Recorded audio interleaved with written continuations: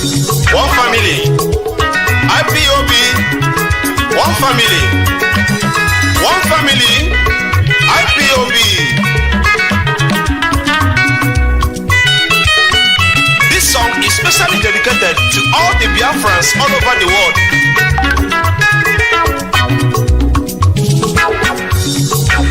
Ambo Mazi Nnaka Samuel Chinonso Amonyo Bolo Amunko Bolo nke dị n'isi ala mba no local government nke dị n'Imo State in Biafra land. Ana m eme egwu a ka njikwa ụwa niile na ihe nwanne anyị nwoke mere adịghị m obi mma. Nwanne anyị nwoke Uche Mefọ ihe o mere adịghị m obi mma. Nwanne anyị nwoke anyị na ya so wee na-achụ mmụọ yo wee tụgharịzie esi anyị na anyị na-esi mmụọ mmụọ. What a betrayal! Ka anyị chịkọta n'aka ya ọnụ ụmụ Biafra ka anyị were n'otu obi n'otu ịhụnanya anyị ga-enweta Biafra nke anyị na-achọ. Ana m ekelekwa onye isi anyị nke bụ Maazị Nnamdi Kanu Ọhamadike, onye nke Chineke họpụtara ka o wee duru anyị n'ala nke Biafra dịka Moses si wee duru ụmụ Israel wee dufee ha n'osimiri uhie. Otu a ka nwanne anyị nwoke a ga-esi wee durukwa anyị duru anyị n'ala nke e kwere anyị na nkwa nke bụ ala Biafra. Maazị Nnamdi Kanu jisi ike n'ọlụ. Maazị Nnamdi Kanu ihe ị na-eme dị anyị mma. Ana m ayọ Chineke nna ka onye kwado ogologo ndụ na arụ isi ike na amamihe nke ị ga-eji wee duru anyị n'ala nke e kwere anyị na nkwa. Onye ọbụla nke na-echere gị echiche ọjọọ onye ahụ ga-eji isi ya wee buru ya.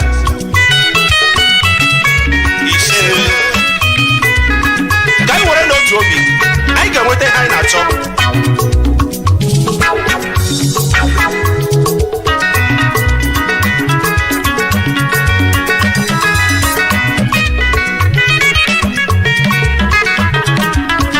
Ụmụ Biafra biko ka anyị jikọta udo ga-achị. Ụmụ Biafra biko tienụ udo ga-achị. Ọkwa one family ka anyị ji aga udo ga-achị. Akwa otu obi ka anyị ji aga udo ga-achị. Ụmụ Biafra biko ka anyị jikọta udo ga-achị. Uche Mefọ Sleeping DJ obodo dị ka m kpọrọ gị ọkwa ihu na otu isi wee wuo onwe gị n'ala. Ọkwa ihu na otu isi wee wụkasị onwe gị n'ala to the extent that everywhere all over the world ọ bụ akụkọ gị ka a na-akọzi. Ebe ọ bụla ị hụrụ mmadụ abụọ ma ọ atọ nọ ọwa akụkọ Uche Mefọ ka a na-akọzi. Otu o si wee wuo onwe ya n'ala, otu o si wee disgrace onwe ya, otu o si wee betray ya ndị Biafra. Upon all the trust Maazị Nnamdi Kanu nwere ebe ị nọ gị si otu a wee wuo onwe gị n'ala, chiri otu a wee disappoint ndị niile na-eso gị n'azụ. Uche Mefọ Maazị Nnamdi Kanu trust chara gị to the extent ọ sị na ọ bụrụ na ịwụ nwaanyị ọ gara ịlụ gị otu esi alụ nwaanyị. Uche Mefọ onye mere gị ihe ọ gaghị adịrị ya na mma. Ịgbazie life gị na-akọ ihe sọrọ gị na-akọ ori ihe sọrọ gị na life. Iche na Maazị Nnamdi Kanu ga-atụfuru gị ọnụ. Ị na-achọ ka ọ bịa saa gị okwu ọ karịgo that level. Silence is the best answer to a fool. You are just making fool of yourself.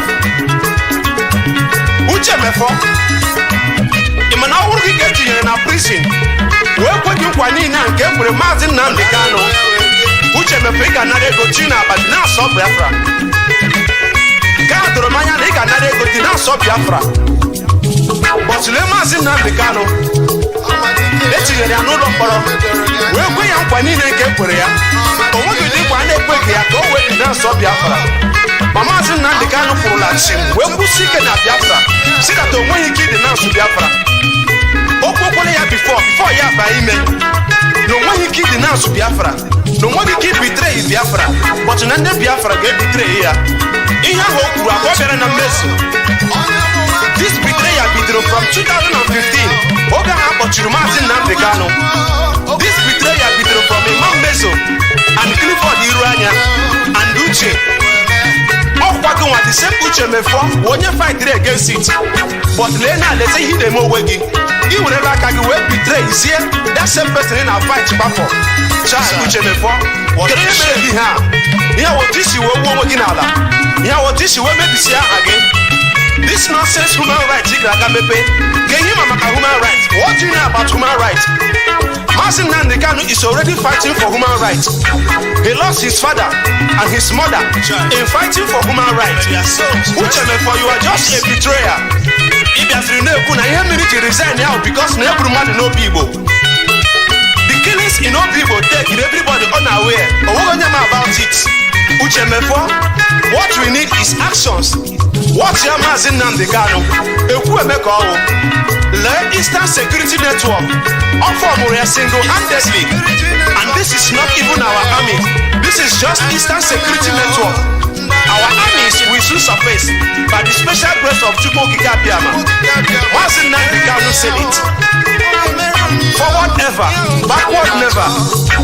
Together we move, together we achieve this Biafra. Every sons and daughters of Biafra, please, I want us to give Mazi Nnamdi Kanu our maximum support. Kai were no to Obi, we must surely get to the promised land. He said.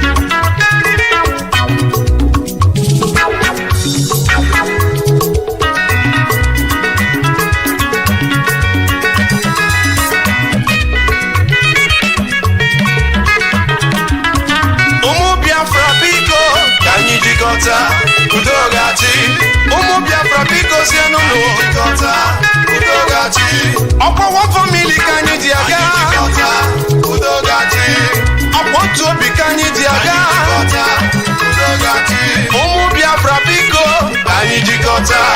Udogachi.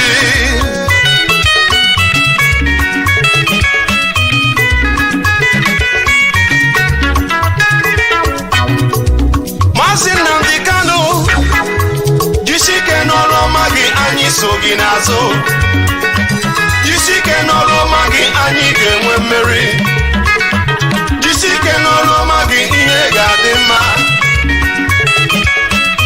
Ụmụ Biafra biko ka anyị jikọta Udogachi. Ụmụ Biafra biko sienu anyị jikọta Udogachi. Ọkwa one family ka anyị ji aga Udogachi. Otu obi ka anyị ji aga Udogachi. Ụmụ Biafra biko ka anyị jikọta Udogachi. Udogachi nile anyị Ipob one family. Ipob one family. One family. Ipob. Ana m ayọkwa Chukwu Okike Abịama ka onye ndị Ipob ogologo ndụ na-arụ isi ike na amamihe nke ha ga-eji wee rụọ ọrụ a wee ruruo ya n'isi. Anyị ma na ọrụ a adịghị isi mana onye ọbụla nke ya na Chukwu Okike Abịama so ụjọ agaghị atụ ya. Nwa Chukwu Okike Abịama ọhamadike ihe kwuru gị na-eme jisike n'ọrụ ọma gị anyị so gị n'azụ jisike n'ọrụ ọma gị anyị ga-enwe mmeri jisike n'ọrụ ọma gị ihe ga-adị mma. Ana m ekelekwa all the coordinators all over the world. Ana m ayọkwa Chukwu Okike Abịama ka onye ọnụ ogologo ndụ na-arụ isi ike nke unu ga-eji wee rụọ ọrụ a wee rurokwa ya n'isi.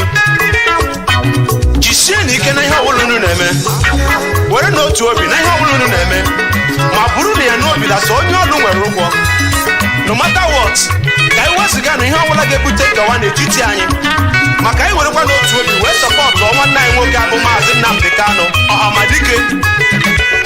One thing is sure, at the end we all shall rejoice. Sure.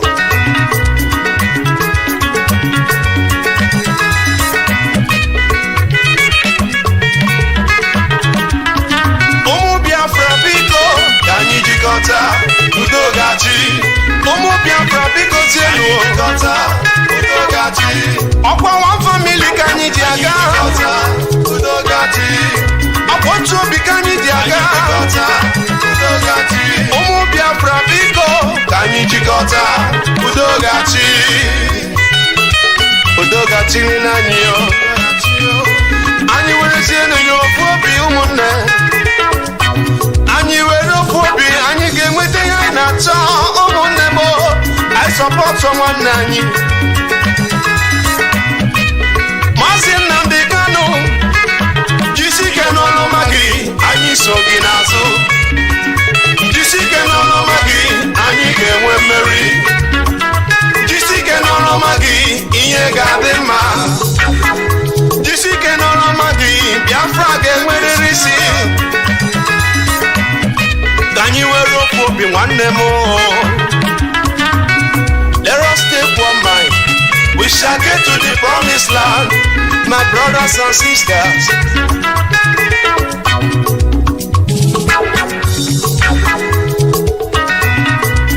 ụmụ Igbo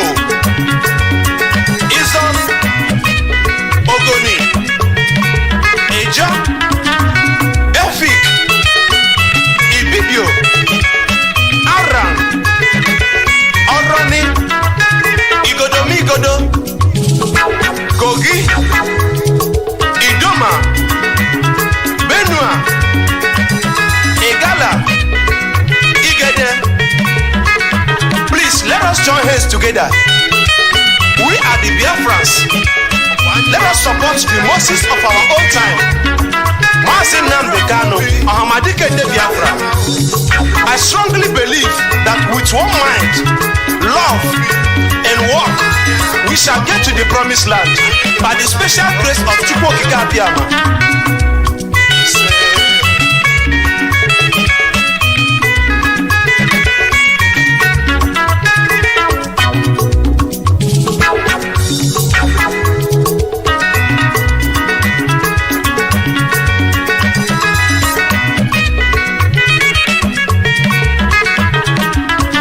Ụmụ Biafra biko ka anyị jikọta udo gachi ụmụ Biafra biko sienu udo gachi ọkwa one family ka anyị ji aga udo gachi ọkwa otu obi ka anyị ji aga udo gachi ụmụ Biafra biko ka anyị jikọta udo gachi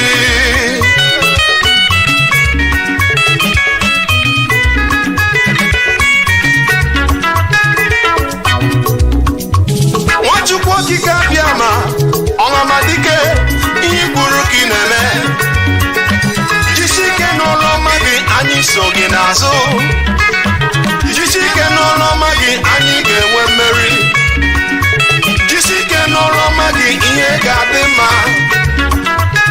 Chukwu Okike Abịama n'ihi adịlịlị m Mazi Nnamdi Kanu n'ihi adịlịlị m ihe adịlịlị m dịka echi maka echi adịghị abụ abụọ ihe adịlịlị imo onye nwere gị nwere mmadụ onye ji gị ji mmadụ aga onye nwere gị ụjọ agaghị atụ ya onye ji gị ji mmadụ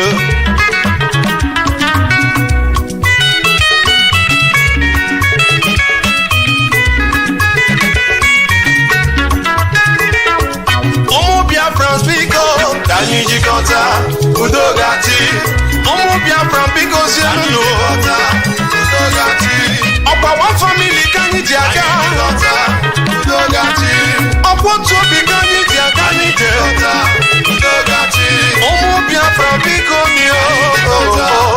udo gachi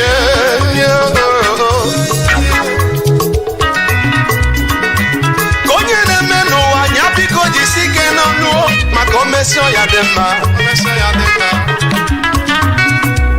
ife ọbụ na ị na-eme nwanne m biko jisike n'ọnụ nwanne o mesịa nọ ya dị mma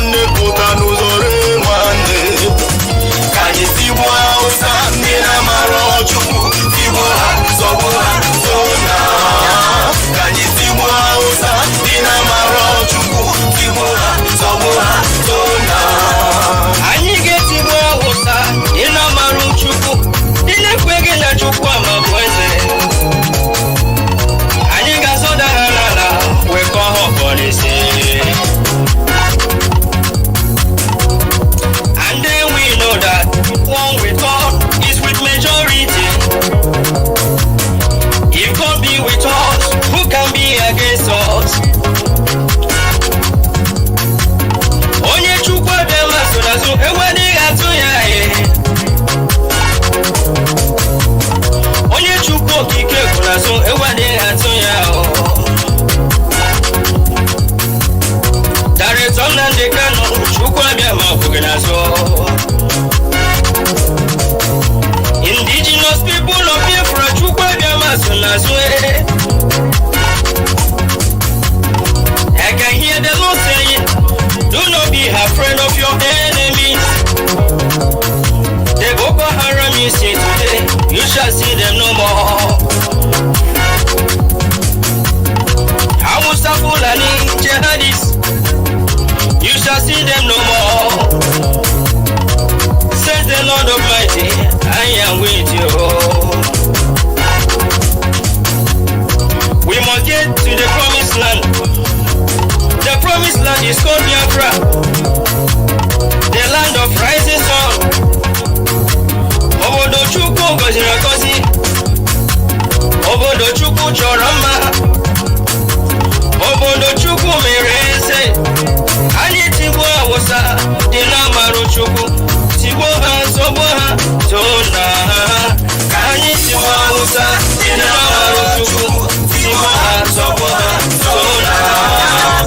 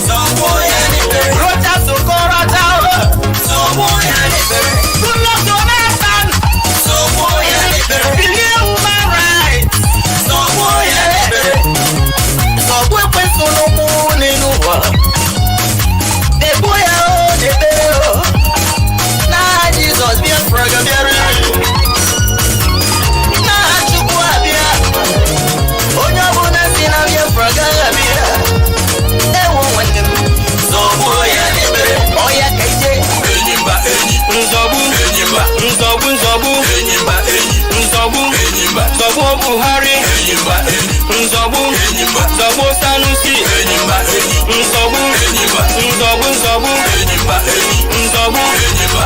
Tinubu, Nzọgbu Hamechi, Nzọgbu Rocha Sokrocha, Nzọgbu Ọdụzọ Kalu, Nzọgbu British,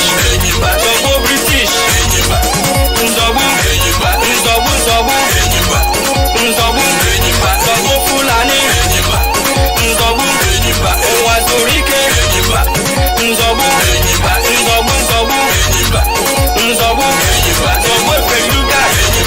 We are soldiers of Biafra. In the name of Chukwu Abịama, we shall conquer. We are soldiers of Biafra. In the name of Chukwu Abịama, we shall conquer. We are soldiers of Biafra. In the name of Chukwu Abịama, we shall conquer. We are soldiers of Biafra. In the name of Chukwu Abịama, we shall conquer.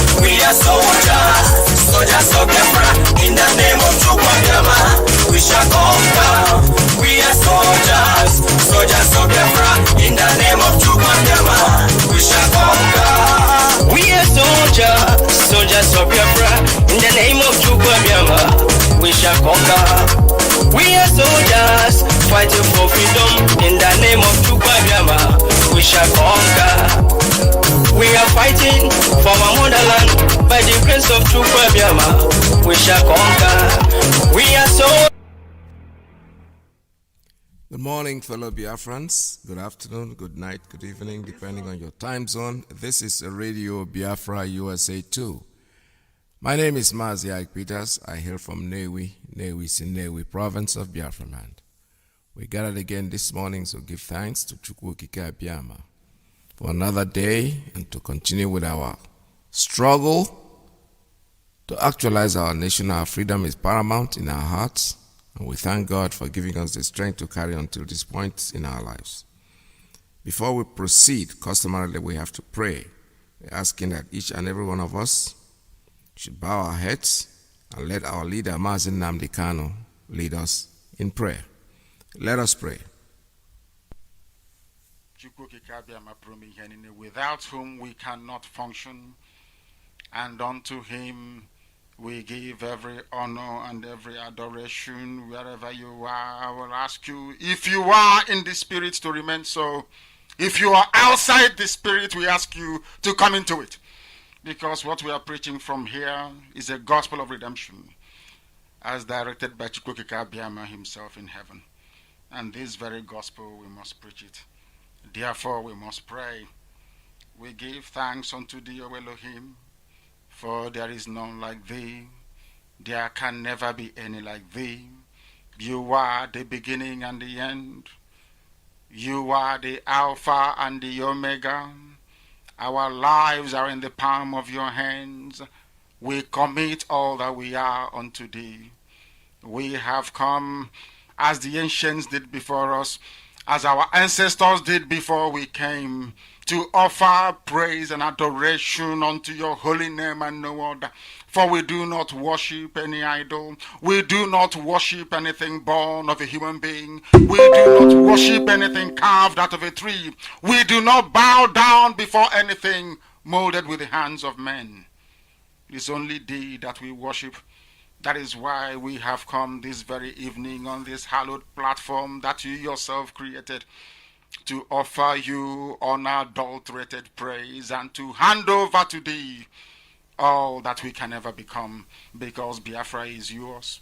This very family of IPOB, you molded yourself. You decreed that IPOB must come, and now that we have come, that we may worship thee, O Elohim, please accept our offering of praise and sacrifice unto your holy name, because there is no other like thee. We will continue to adore thee. We will continue to worship thee. And as I said before, and I will reiterate, as we pray unto thee, that Biafra is your possession, we will sacrifice Biafra unto thee, that you may guide us in all that we do.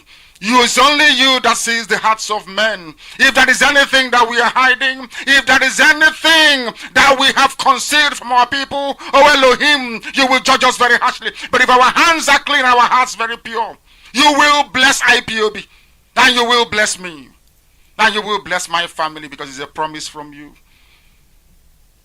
All our hope and our trust is upon thee. May your name be glorified. May you be exalted. May you, O Elohim, be praised. Now and forevermore we pray. Iyke, Iyke, Iyke.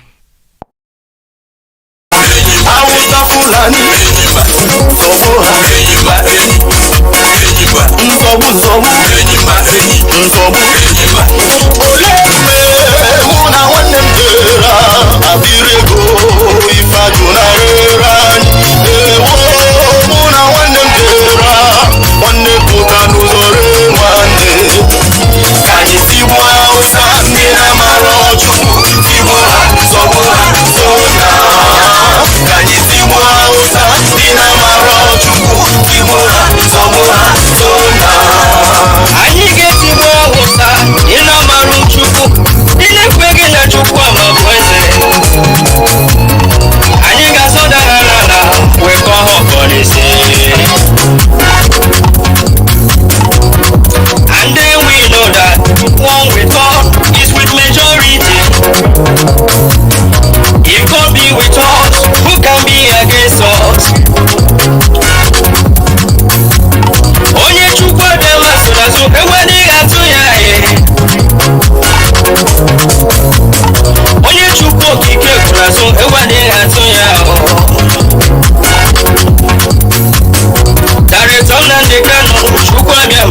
nazo. Indigenous people of Biafra chukwa biama so nazo. I can hear the Lord saying, do not be afraid of your enemies. The Boko Haram is here today, you shall see them no more. Hausa Fulani jihadists, you shall see them no more. Says the Lord Almighty, I am with you. We must get to the promised land. The promised land is called Biafra, the land of rising sun. Obodo Chukwu gọziri agọzi, obodo Chukwu chọrọ mma, obodo Chukwu mere eze. Anyị tigbuo Awụsa dị n'amarụ Chukwu, tigbuo ha nsogbu ha too na ha. Anyị tigbuo Awụsa dị n'amarụ Chukwu, tigbuo ha nsogbu ha too na ha.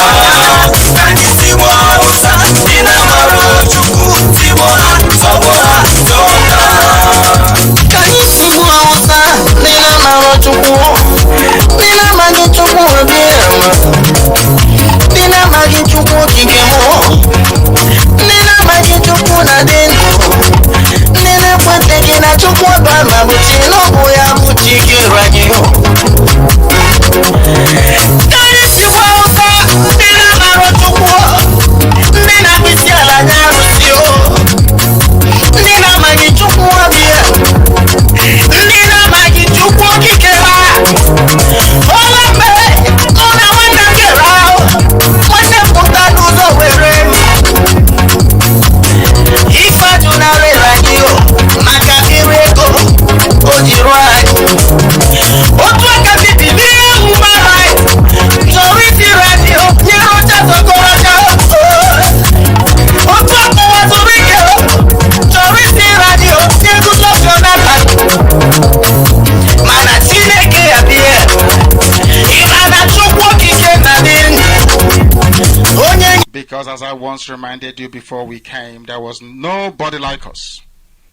Now that we are here, they pretend, they copy, they emulate, they fabricate falsehood.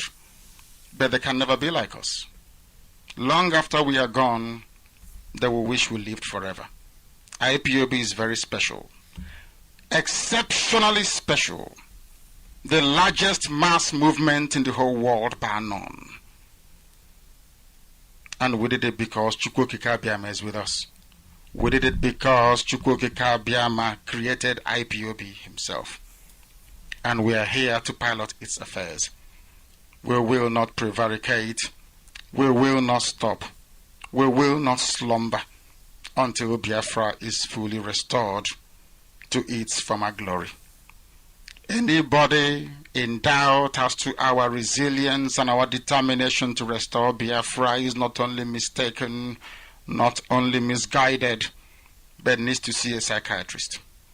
Because we are not stopping. I am Nnamdi Kanu and I don't stop until I get what I want. One more time I say.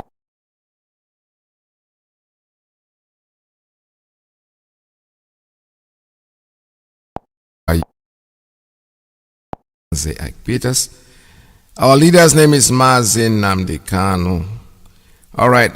Yesterday I came up with. I was listening to the Zoom meeting that was conducted, and I had promised you that today I'm going to go in to give you exactly what our leader said in that Zoom meeting, and that's where we have to continue. Before I will be able to actually thinking of.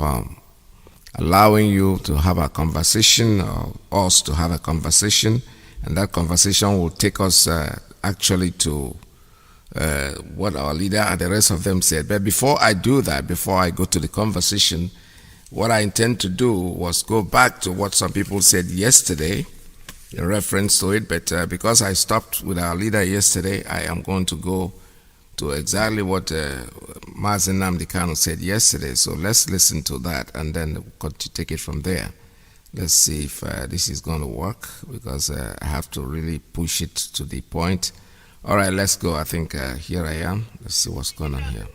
My people raised arms against Nigerian government. Okay, this is in the 2000 leading all the way up to 2009. Briggs. When Madam Briggs is talking at the moment. Now, as soon as it's done, I think our leader Mazi comes in.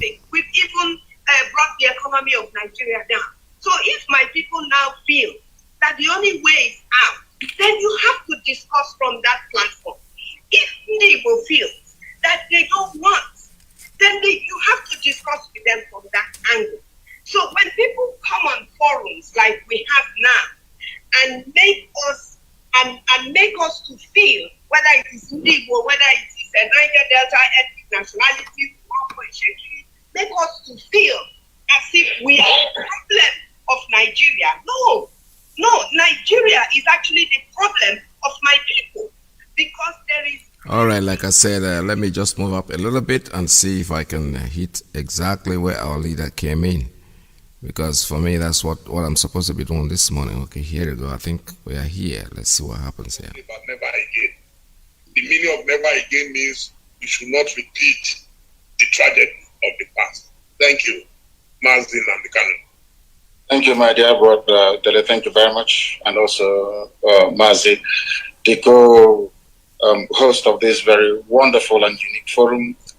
I want to acknowledge those that went before me, our elders, the two people that actually have so much regard for, Paya Debanjo, and also our own father, Basilika Mechi, and also my regards and respect to Bishop Coker and all the rest of them that spoke. The fact of the matter is that we can break the war without any rancor or need to go to war. We mustn't forget that there was a country called Czechoslovakia. Today, they are the Czech Republic and Slovakia. They never fought any war. And for us to properly contextualize this never again theme or scenario that people are talking about, we must go back to how we were before the white man came. There was no war between Biafran people and the Oduduwa people before Lugard came. There was no war between Biafran people and, say, the Fulanis from the north. Everybody minded their own business until the white man came and decided otherwise. Decided otherwise in such a way that even Igbo land itself is carved up into heaven knows how many states, even some of them in the north, as Christians. My own relatives from a land that we never fought any war with decided all of a sudden that we are no longer together or should be one as a people. All of these things are the vestiges of colonialism. And I blame it squarely on the shoulders of those that call themselves the founding fathers of Nigeria. And after them, those of them that call themselves rather laughably the elites. You don't have elitism in a place where there is no running water, no good roads, no good schools. Cattle headers are busy slaughtering and massacring people everywhere. And some people have the temerity to come out on national television or on this forum to say they are the elite. Elite of what and for what? What have they accomplished? Absolutely nothing. So all this vacuous elitism makes me very, very sick. I do not subscribe to it. My main point that I want to raise is a brief response to what Tanko Yakasai said a while ago. There seems to be this blame game going on in Nigeria. And as the bishop quite rightly said, it is called, I think in his words, if I'm correct, he called it relativism. When a crime is committed by a Fulani, there isn't much who care about it. If some crime is committed by an Igbo person or by a Biafran, there seems to be an amplification of the implications of that very crime, regardless of how minuscule or irrelevant it may be in the wider scheme of things. Why am I saying this? You're telling me that you are in a country where the Fulanis have consistently been massacring people on a daily basis. First, they called them terrorists. Then they were called insurgents, and now they're called bandits. But you and I know that in the main, these are Fulani headers killing people. Nobody has ever suggested the designation of Miyetti Allah as a terrorist group. Absolutely not. You live in this sort of, under this climate, such as the atmosphere of impunity and lies. You witness these things every blessed day.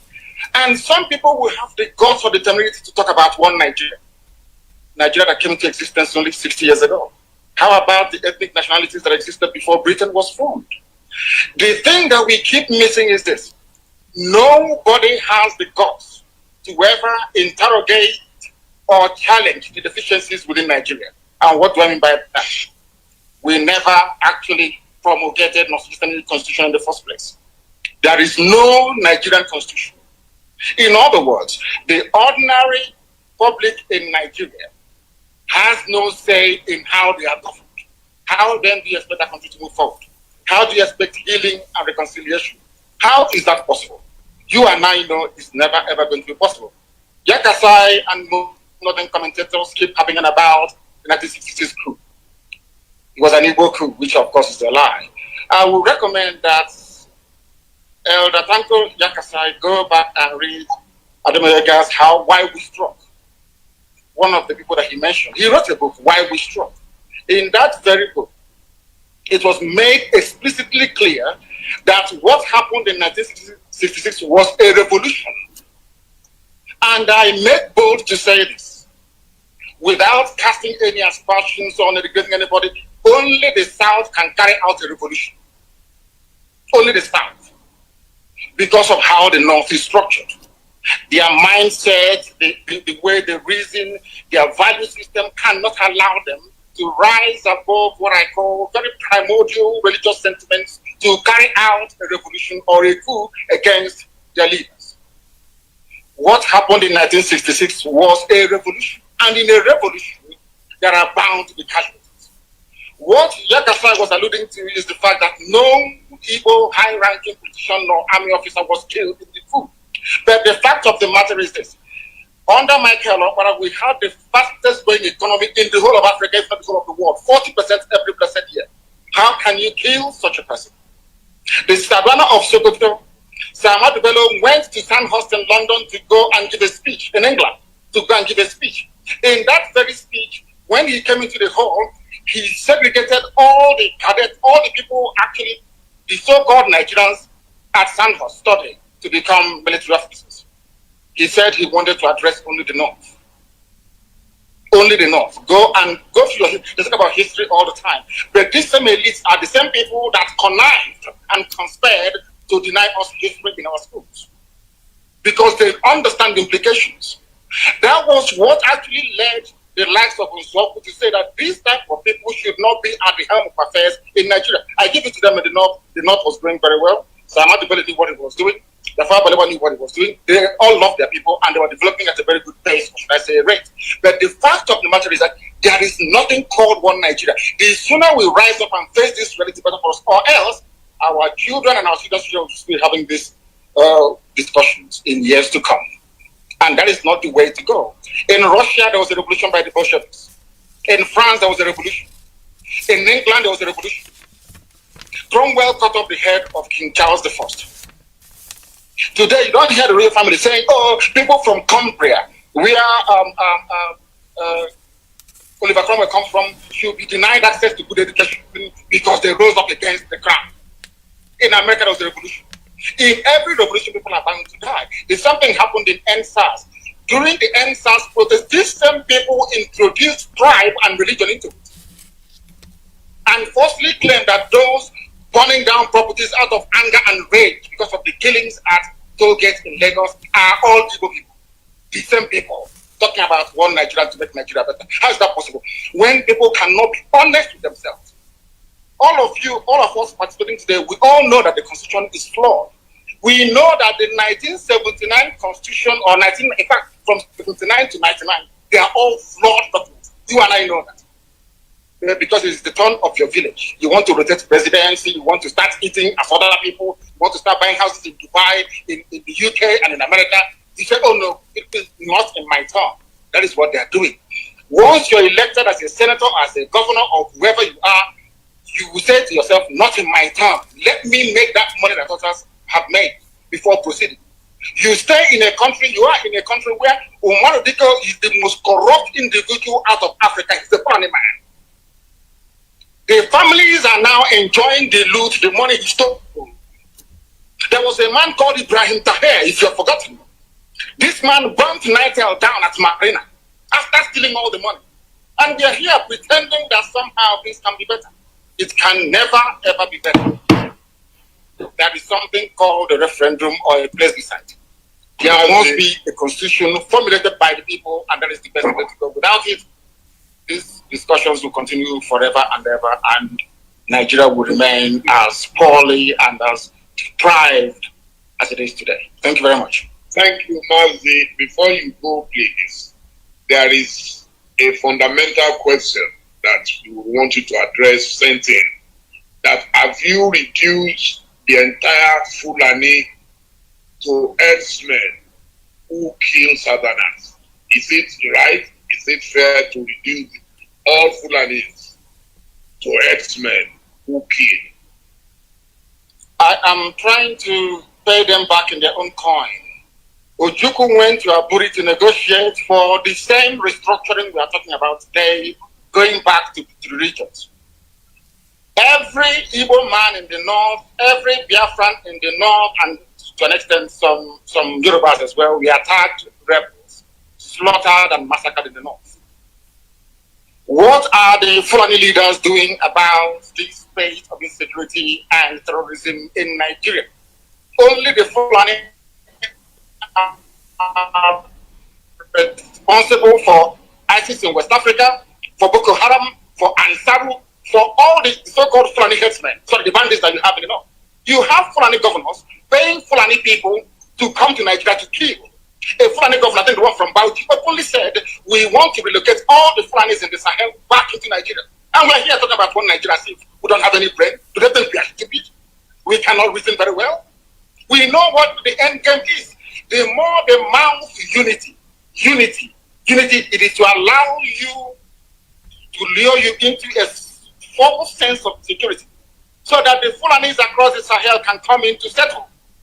Are you not aware of the speeches that the Kaduna State governor made at the height of the slaughter of innocent people in southern Kaduna? What did anybody do about it? Absolutely nothing. You did nothing. When they hastily tagged Ipob, a terrorist group, with no evidence, all of you kept quiet. Nobody did anything about it. No. But Miyetiala is busy negotiating with bandits, killing and raping people, and everybody's quiet. That is why we are different. And that is why we insist that the Fulanis are in cahoots as to what is happening in the South. They want to take over the entire country and make it the home of Fulanis in West Africa. Go and do your research very well, you see it there. And we are not going to allow it. It can't happen. Mazi, more northerners are killed today. More northerners suffer more from banditry than the South. So how do you explain that? In fact, now, the cry in the north is that we are insecure. So, which negates this theory or thesis that the Fulanis are killing the rest of Nigeria. Who are the people being killed in the north, if I may ask you, please? Tell my dear brother. Who are the people being killed? Where are the killings happening? They are happening in Kanem, in Kano. We saw in Katsina the other day how many students were abducted. We saw in Borno, the most popular one, the Chibok girls. So the North itself is not as if the North is enjoying peace. It is as a consequence of their own action. They underestimated how huge the problem would come in time to come. They fed this little python, they kept feeding it, and one day the python turned around and started swallowing all of it. That's what they did. It is a consequence of terrorism. That is what actually happened. Once you spend years and years and years nursing and feeding terrorism, at a time it will come back to consume you. It is a natural consequence. It is a natural order. That is what they are suffering from. The true intent, the reason why they formed all these groups was to harass Jonathan out of office. That is a known fact. Nobody's trying that. They connived with Obama and all the rest of them. They planned perfectly to say that Jonathan was incapable of handling this situation in Nigeria. So a general has to come in. Tinubu, on his part, promoted that very false narrative. Only a general can save them. Because We are impervious to all the indices that leads to and sustains terrorism. And today we have it. In Afghanistan, it's the same. Afghan people, I wouldn't say that the Taliban is a terrorist movement, of course, the president as such, but look at the Taliban in Afghanistan. They started by killing occupying forces. And after a while today, you have Afghans killing fellow Afghans. As a consequence of the climate of terrorism, that is what happens all over the world.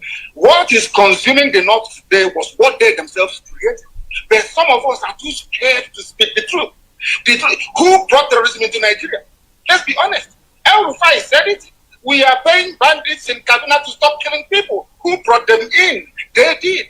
A Fulani governor of Bauchi State said, we are seeking to resettle Fulanis into. Are we deaf and dumb and so stupid we cannot reason properly? We are here talking about the niceties of constitutional change and reform and all the rest of it. They are not willing to do it. They understand the implications. Once you regionalize the governance of Nigeria, they understand that their stranglehold on the resources from my land that sustains that very contraption called Nigeria will slip away from their hands. And they do not want it. My anger is reserved for those who are complicit in the mess called Nigeria. They are complicit.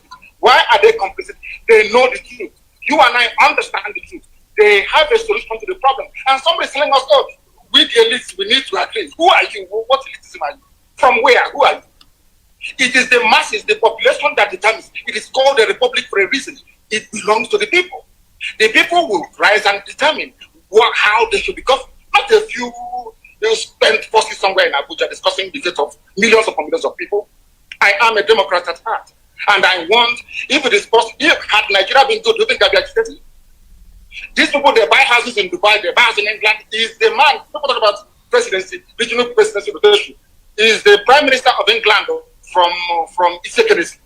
Is the Prime Minister of England, is he an Urugu man? But you prefer to buy houses in England. You go to Dubai, is the Crown Prince of Dubai or whoever is ruling Dubai, are they from the village? Are they from your village? But you will prefer to go and buy houses in Dubai than to buy a house, let's say in Bauchi, that you are in one Nigeria. Mazi, thank you so much for your contributions. We hope maybe you and I would have a direct conversation again very soon, if you agree, and then yes, we can continue. Thank you so much. Thank you. Thank you very much. Thank you. All right, that's it. That's what our leaders say. So this topic this morning, what I'm going to really use as my topic is that there is nothing called one Nigeria. But before I proceed, I want to go back a little bit to catch up what a few people said in this Zoom meeting. I want to start with our father, Chief Mbazulike Amechi here. You know, he said something, gave us a bit of history, because this is the living legend, actually. That's what he is. He's one of the people that saw it all happen.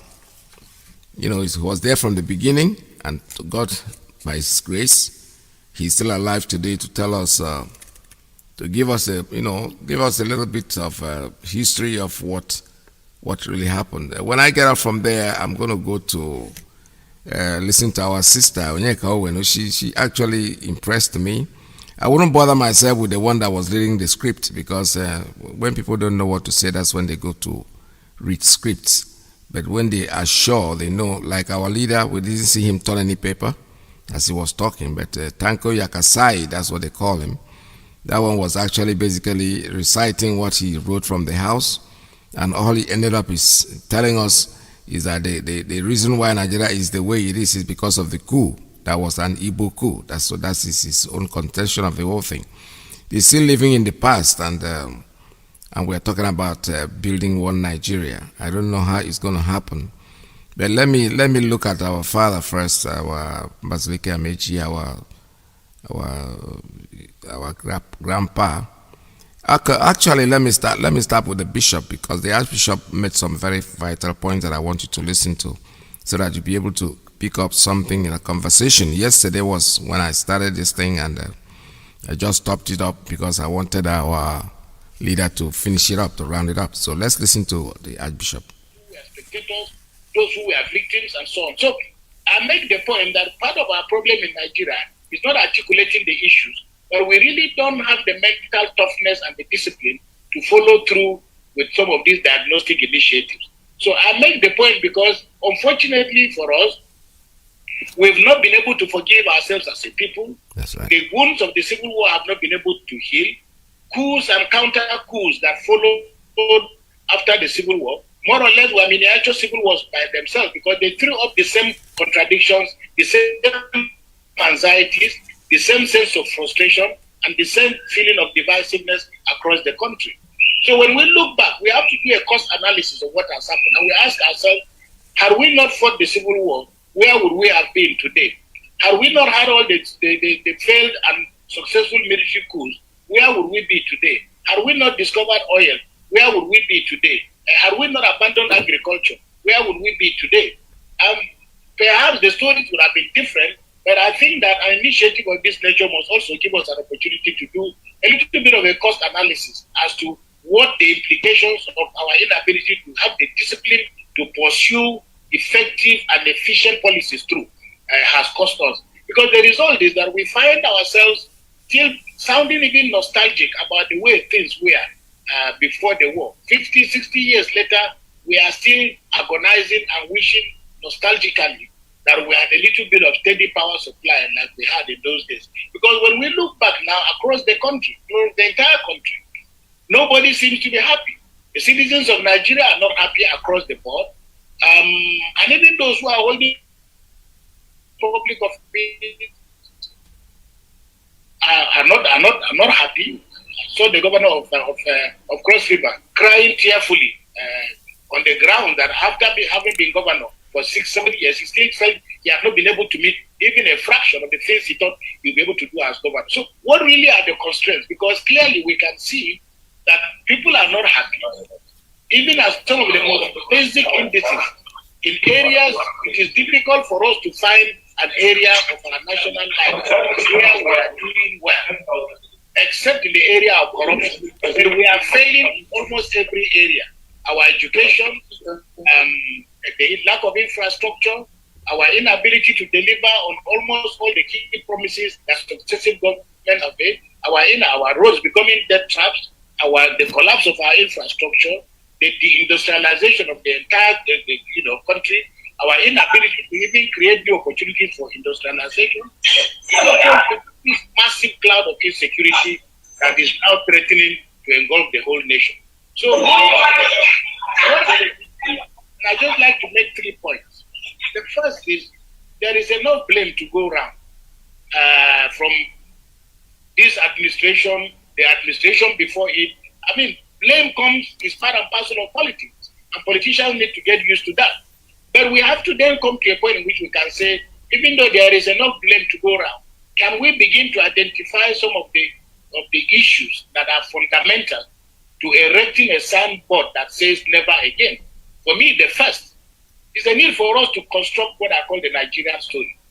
And we need, especially now that there are so many extraordinarily talented Nigerians who are making films and doing all kinds of things, there is need for us to have almost a deliberate documentary, a movie in whatever shape or form that focuses on telling the Nigerian story in the most unvarnished form. And I commend quite a good number.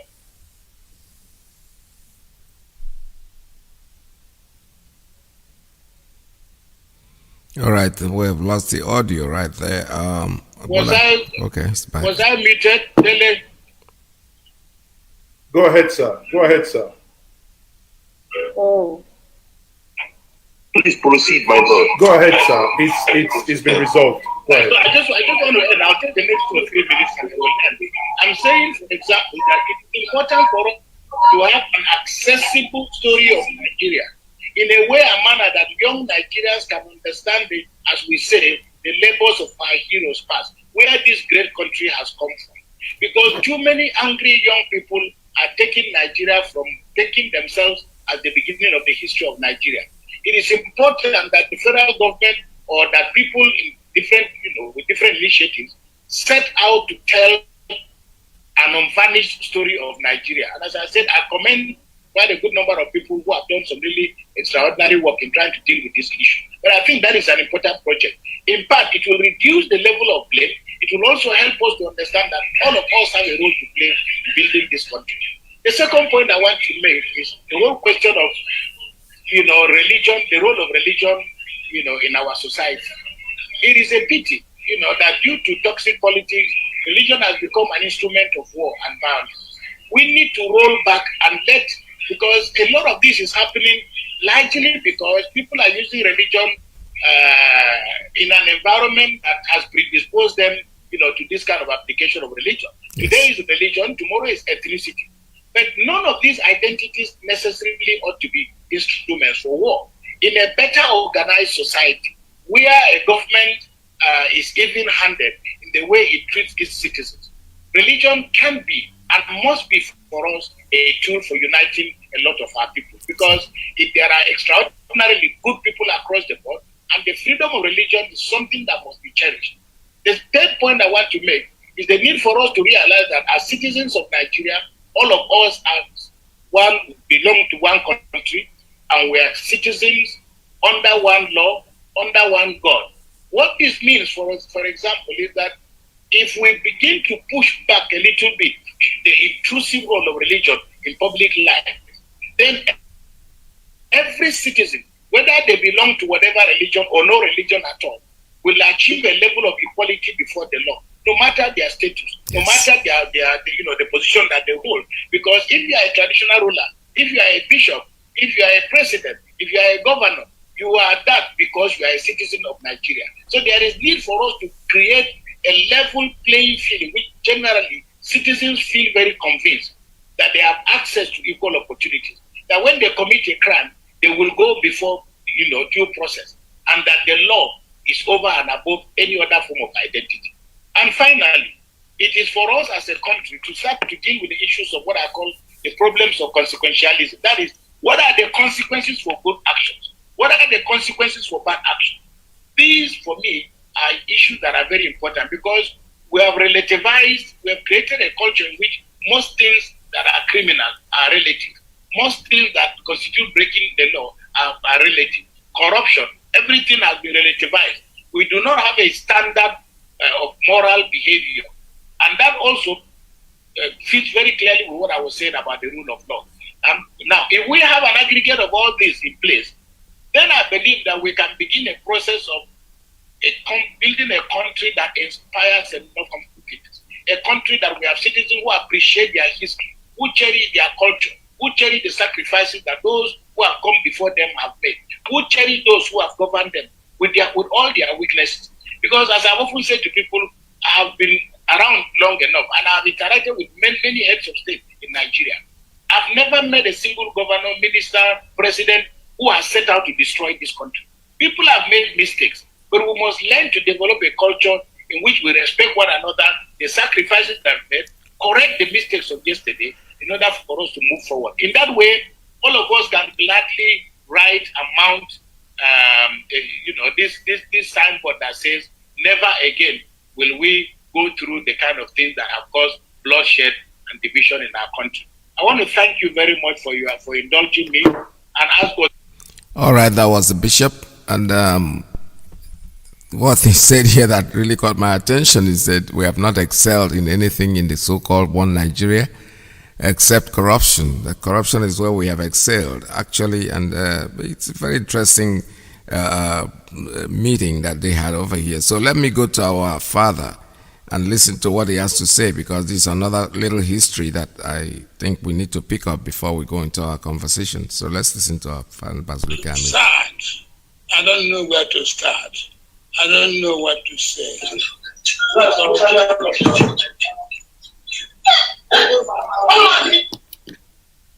Beg your pardon. What I've seen today is no longer the country we founded. That's right. We got a constitution from the British government that named us Federation of Nigeria. But we thought that was a constitution put into effect by a law made in British Parliament, by British government. And so in 1961, we, in the government of the Federation, appointed a body to draw up a constitution for Nigeria. And in 1962, this constitution came into effect after plebiscite and passing through the Parliament. Beg your pardon? Go ahead, sir. Go ahead, sir. And so we became the Federal Republic of Nigeria, no longer the Federation of Nigeria, where the head of state was a mere representative of the Queen of England. Now, since then, Nigeria has never had a constitution that is of their own making. In 1979, the military government appointed the Rotimi Williams Committee. It wrote a constitution, a draft constitution, brought it out, put it to Parliament, and then the military took there was no Parliament. The military took the constitution, removed what they did not like, and pronounced it as the constitution of the people of Nigeria. The Supreme Military Council, made up of about 11 top soldiers who assumed power by treasonable action, cannot say that it is a constitution of the people of Nigeria. Again, in 1999, Abubakar set up a Constituent Assembly. The Constituent Assembly wrote up the draft constitution, brought it out to the country. The military took it again, removed what they did not like, and promoted it as a military decree, a decree of the Supreme Military Council, and called it a constitution of the people of Nigeria. It is not a constitution of the people of Nigeria. It is a constitution of the Supreme Military Council, made up of top soldiers from a particular region of the country. Yes. So there's no point deceiving ourselves. If we want to stop the thing, the Nigerian people must come together and write a constitution that will be a people's constitution. Put it to plebiscite. Yeah. Put it to the public to decide what they want. I happen to come from the part of the country that was conquered in the Civil War. I happen to have fought Nigeria as a united party. I belong to the political party that believed in religiously in a united Nigeria. That was why the premier of the Eastern region, that was the people of the Eastern region then, headed by Askiwe as premier, elected a Hausa man, a Fulani man, as the mayor of Enugu, the capital of the Eastern region. We appointed Madam Umaru Yushau as a member of the Eastern House of Chiefs. We believed in one Nigeria. There's no part of this country that you go and you don't find an Igbo man having a business there. People don't have, the strangers don't have business in Nigeria. I want anybody to show me anywhere in Igbo land where there is another non-Igbo man establishing factory. But we're doing that. Yet we are. So where do you want me to go? I don't. This country has to start all over again. And we're not going to be happy in the country. If you don't want us in this country, let us go. You can't beat a child and stop the child from crying. You can't beat the Igbos in this country and stop the Igbos from crying. You treat the Igbos as you don't want them, and yet when they say they want to go, you don't want them to go. I don't want to go. I believe in one Nigeria. There is advantage in greatness. I'm part of one Nigeria. I sacrificed one Nigeria. At the age of 23, I went to prison for this country. And so I believe that Nigeria must be one. But Nigeria has to be ruled. All right, that's our father. You know, it's lamentation. This is ridiculous. You know, 23, he went to jail for this so-called rubbish that they are trying to put together that is not going to work. Unfortunately, sir, it's great ideas that you're bringing in, and which is basically, as far as we are concerned, as far as I am concerned anyway, it's practically too late. We are not talking about one Nigeria anymore because there's no such thing as one Nigeria. The only thing we are saying is that everybody should, to your tent, O Israel, everybody should just be allowed to go. There's no point deceiving ourselves and lying to ourselves. And before I continue, let me get to Iyke Owenu. I really need us to listen to what she said, because she's a strong woman, and I respect what she said honestly, because she's actually trying to can't even find it anymore. Okay, I'm trying to roll the tape. This is I'm just doing some experiment here. So if I get to her, then I'll put her on. So what we are saying in a nutshell is that this thing called Nigeria is a sham. It's not going to work. Our father gave us a history, how the whole thing started. In 1960, the British government gave them a constitution that created the federal, federal, something that they did in their parliament. And they came back and they decided, this is the British man that has done this, so let us sit down and do something. The important thing that he said, which I picked up, is that even the constitution, before it is even brought to public, it goes through plebiscite. Plebiscite means that people have to really sit down and decide if this is what is suitable for them. But when the army came in, all that died off. All that became nothing. Isn't that something? All that became that nobody's doing anything. They just bring in papers, they write it, and then they lie about it by telling that the people of Nigeria, this is how we have decided to be, and that this is not exactly the way it is.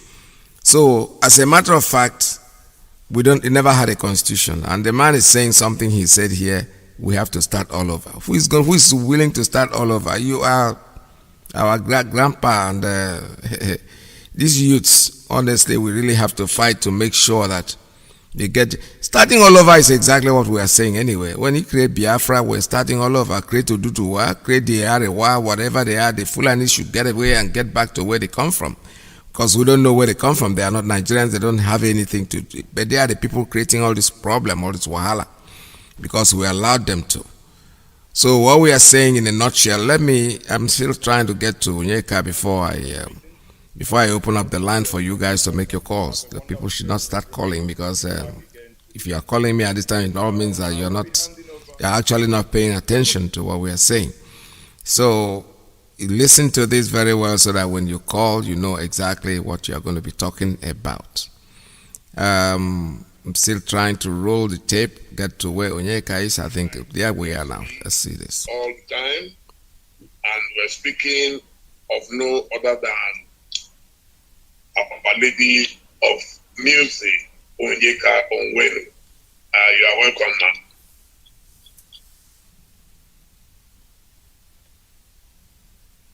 We're not hearing you, ma'am. Okay, you can hear me now, yeah? We can hear you now, yes, please. Lovely. Thank you, my brother. It's always good to see you. My deepest respect to our elders who are here at this meeting. Thank you so much for taking the time. God bless you. God keep us. Keep you and keep us too. I'd like to start by paying my respects to some great men who've passed away recently. There are many of them. I'll just name two. And that is Rear Admiral Ndubisi and of course Onyabobi, who is the son of ZCOB, the president of Igbo State Union, under whom my father, Dixon Kanu Iyke, served as the principal secretary. There's a long history here.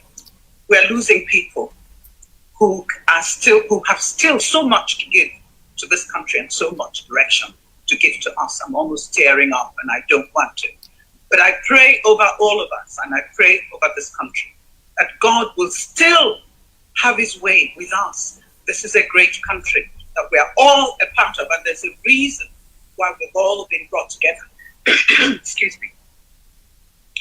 Having said that, I want to thank the organizers for having me last year. I didn't expect to be on this year, and in fact, I didn't want to. Because one of my principal problems with my people, Ndigo, is our lack of recognition and support for our women who happen to be the best in the whole world. We've proved that we can serve, we are committed, that we care, and we love this country. Not just Igbo women, but Nigerian women in general. We have not been given our dues, we have not been given our place in the polity of this country, and it's really a waste. You do not go to war with one hand tied behind your back. And that's what Nigeria is doing. And if you don't know that we are in a war, please know it today. We are fighting on all sides. This is not the country that our fathers left for us. This is not what they wanted. This is not what was organized. A country that is rudderless. A country that does not care. That the value of human life is totally diminished. A country where somebody can stand up and tell me that I have to be a slave, that I don't have a right to certain things because of where I come from. I say no. And that is where we stand, and I believe I've been listening to everyone. That is where we stand when we say never again. Yes, we have not explored all that brought Biafra about, and I've listened to some of these speeches here, and I cringe at the fact that not much has changed. We have learned nothing from our past experiences, and that is very sad. But what I can say to Nigeria, to Ndibu, the rest of Nigeria, the world is not waiting for you. I'd like to thank all of those people who have criticized and abused Ndibu. When somebody fights with his wife in their bedroom, it's the fault of Ndibu. I was disgusted with all of our acts during the EndSARS tribulation, and it was a tribulation, that our children were killed in front of us. What did we end up with? A strenuous effort made by people who should know to shift the blame for everything on Ndibu. Hey, come on. We are no longer considered citizens of this country. When there's a problem, everybody unites behind hating Ndibu.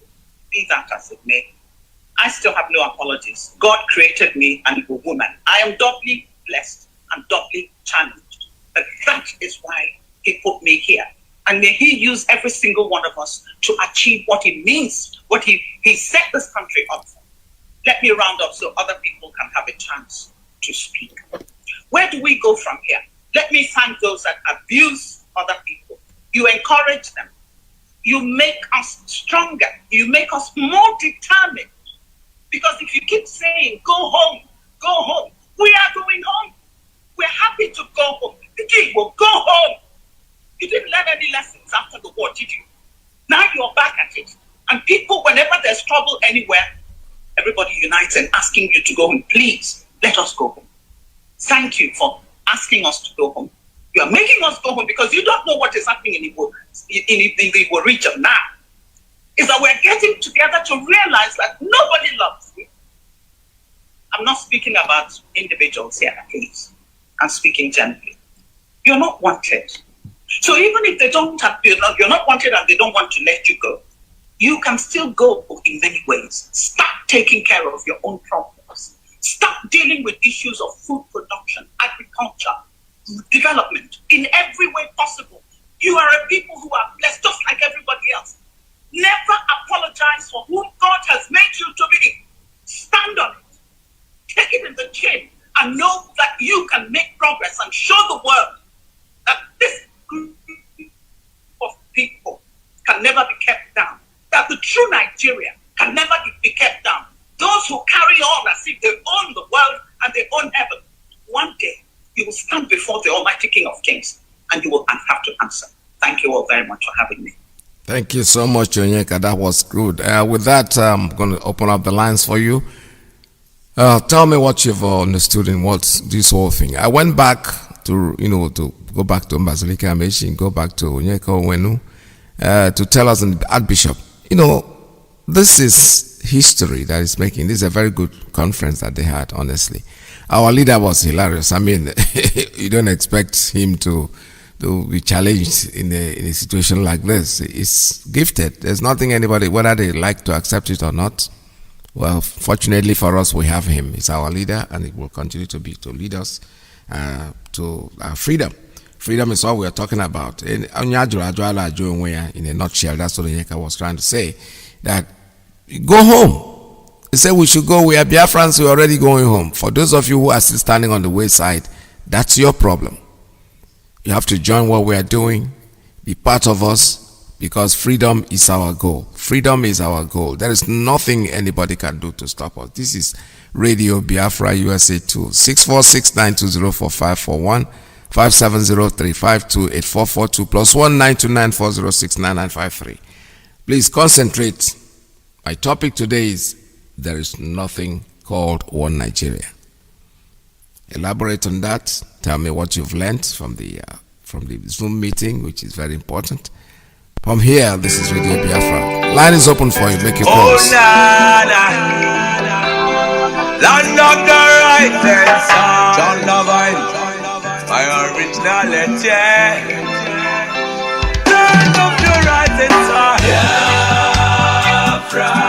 Land of the rising sun. Biafra. My home, my fatherland.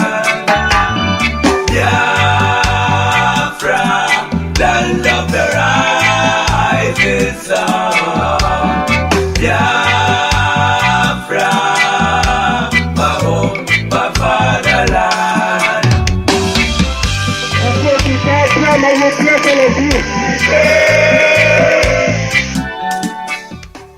All right, I have a call coming in on WhatsApp. Caller on WhatsApp. Good morning. Tell us your name and where you're calling from. Good morning from here. Mazi. Good morning. Welcome to the program. Okay. As my name is Mazi Chukudi, calling from South Africa. Welcome to the program, Chukudi. Okay. Mazi, I think, yes, like you said, there's nothing like one Nigeria. But I think at my age, close to 50. Actually, I'm just born yesterday, starting from the day I started listening to my leader. Yes. And what happened yesterday, or the day before yesterday on our side, was a much eye-opener to all of us. I think as the day draw closer, we are beginning to understand most of the things that has happened to our people, our fathers. Most of them mean well for us. Some of them sold out. If I, yesterday, a day before yesterday when I was watching this, could listen to our grandfather, to our father, Mbajidika Maichi, to our elder, to our hero, to a man who was there at the first. If any Igbo man, if any Biafra, wherever you come from in the East, in the old Eastern state, you listen to our father on that Zoom, or you listen to him today that our veteran prayed this again, rewinding what he said. And also listening to what our hero, Mommy Onyekonwenu, said, and also listening to one fair man that was there on this program, and to also the father. To be honest with you, you blink your eye for a minute. You blink your eye for a minute to think if you will go home. To be honest with you, you're not son of the soil. If you listen how our constitution and our life has been determined by one group of people, to be honest with you as a person, you do not want to live. I don't want to live for what I was thinking before yesterday. For what I was thinking since our leader has been hammering on this. But yesterday, before yesterday, was something else. My heart was bleeding. How we've been subject to nothing. I will bless the day our leader was born. Yes. I'm not blessing it because I'm a prophet. I'm blessing it because my heart says so. Because unto us this man was given. Anyone, wherever you find yourself, you speak ill against Mazi Nnamdi Kanu, to be honest with you, you do not want to live. For a man who has sacrificed his anger, sacrificed his energy against the impunity that is committed against you as a Biafran, against me, against all of us, against our unborn children, against our people that have been killed. So many of our generation has been wiped away. So many homes has been closed. Amana, some of the people has been closed. Yes. Some of them doesn't have a place to go and call their home. We have been destroyed as a nation. But now, thank God for this man that has come. So please, I beg all of you, do not speak against Mazi Nnamdi Kanu again, because the anger of our people will be upon you. Let's go home according to our sister Onyeka. Yes. Let's go home. Let's do whatever it takes us to return back to our ancestors, because they are not happy with us. We are doing them the service for actually thinking that we belong to this place. Please, I beg all of you. Please, I beg every Biafran. Please, I beg every Biafran to do this great thing for us by planning how to return home through IPO. I am not happy after listening to that. So we've been like this for all this while. So we've been like this. We've been nothing to the eyes of everyone. You brought so-called never happen again, never again. What never again are you talking about? Exactly. That our governors are bringing Fulanis to take over our land, or the politicians? What is never again? That our people are being killed and dismembered, and never again. Have we found us killing anyone? What is never again? What is never again? Is there nothing happening now that our people are being killed for nothing? What are you talking about? What are they talking about never again? People are being slaughtered, dismembered. People's homes have been invaded. People's land have been taken away from them. And you're saying never again. I don't understand what they mean never again. Let me quote this man, former governor, Obi. I think if he said he is learning, I am so sorry for him.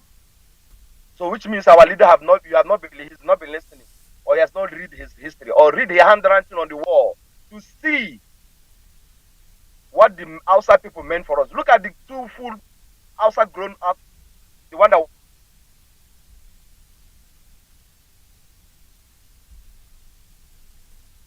migrated to where? Or the establishing cattle to sell their cows. Is it the kind of people? Is it what we are doing in their land? Is it what you call never again? Mazi Ipeters. Yeah, well. Heartbreaking. No, I know.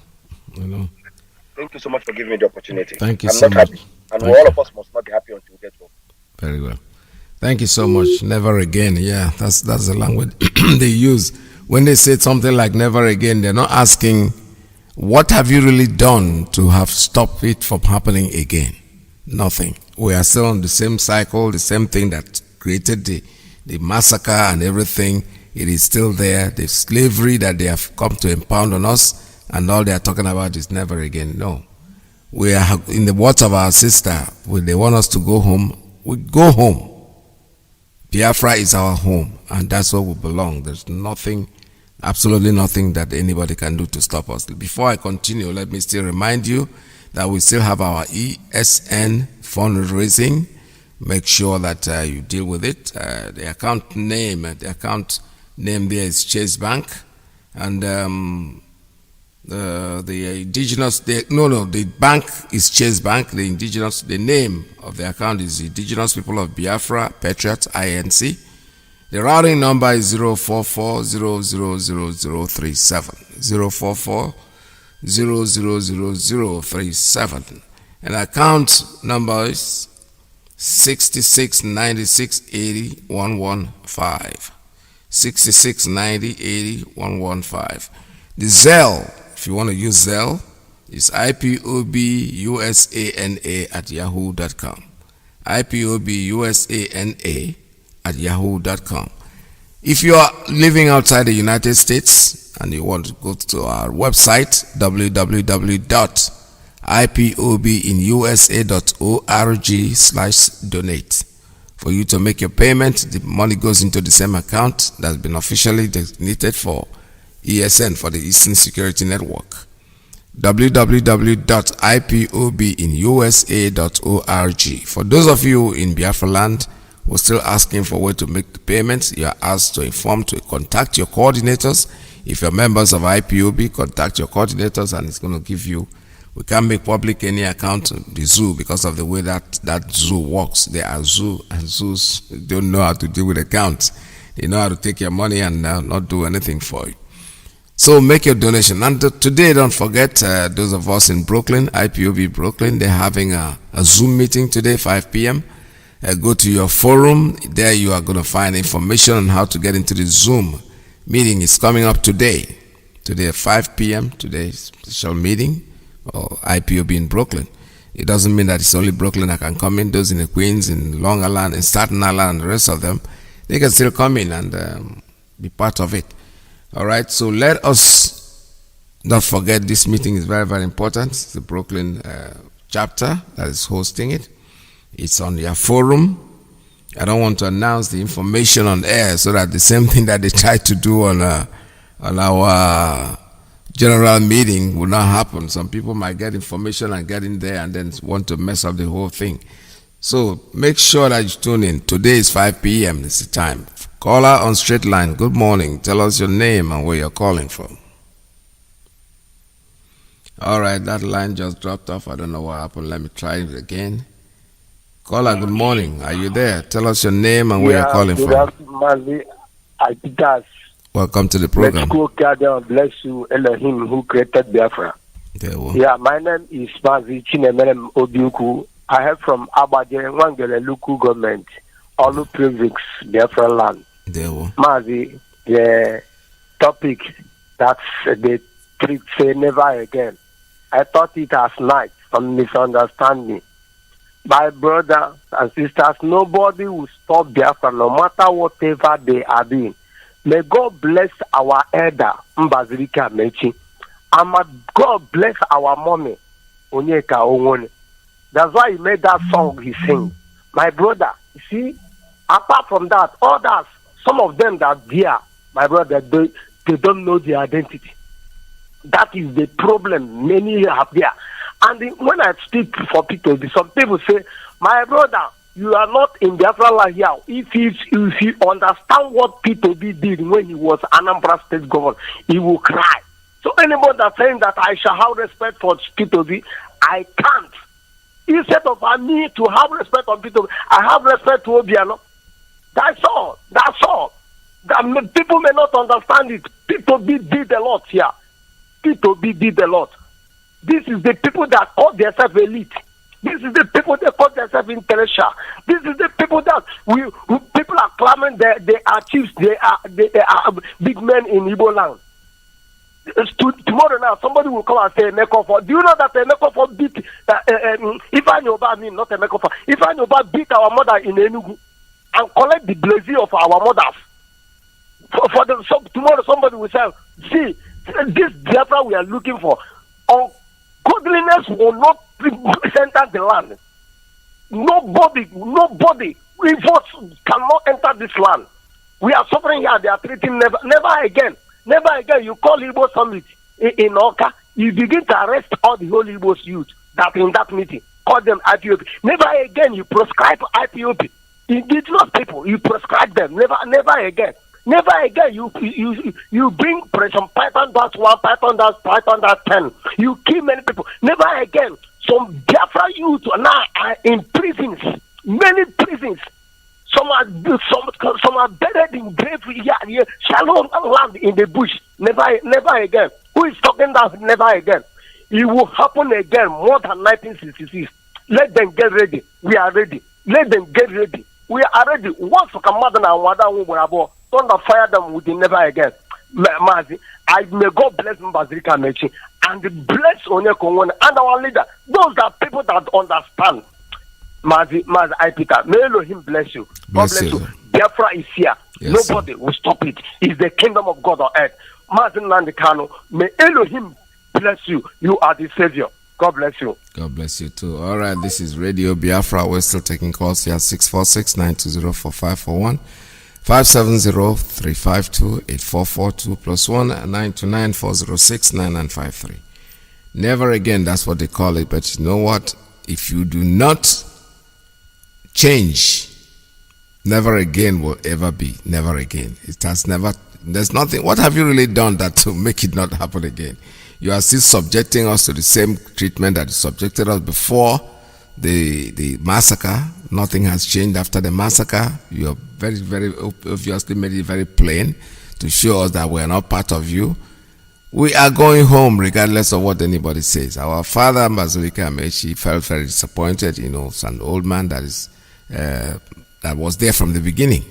Unfortunately, nothing has changed. You know, but he said something like, we're going to start all over. I can start all over. We're not starting all over. Anyway, Biafra is starting all over. That's what I'm saying. When you say, well, when Biafra is created and the Duduwas are on their own and the Arewas are on their own, that is starting all over. Exactly. That's exactly. When he says starting all over, I am not meaning, it doesn't mean that we have to start Nigeria all over. No. There's no such thing as Nigeria. Nigeria is no more in existence. It's just a story. There were once upon a time, the story will be telling our children, our great grandchildren. Maybe most of us here will not be here. What we say is once upon a time there was a place called, a country called Nigeria, and that's exactly where we are going right now. Caller, good morning. Tell us your name and where you're calling from. Caller on straight line. Yes. How's that, Peter? Good morning. Welcome to the program. Biafra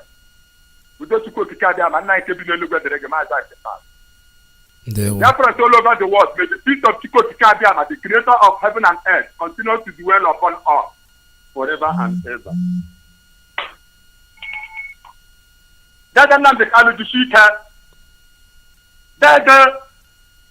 We all know any apology to restore the ancient land of our ancestors in the we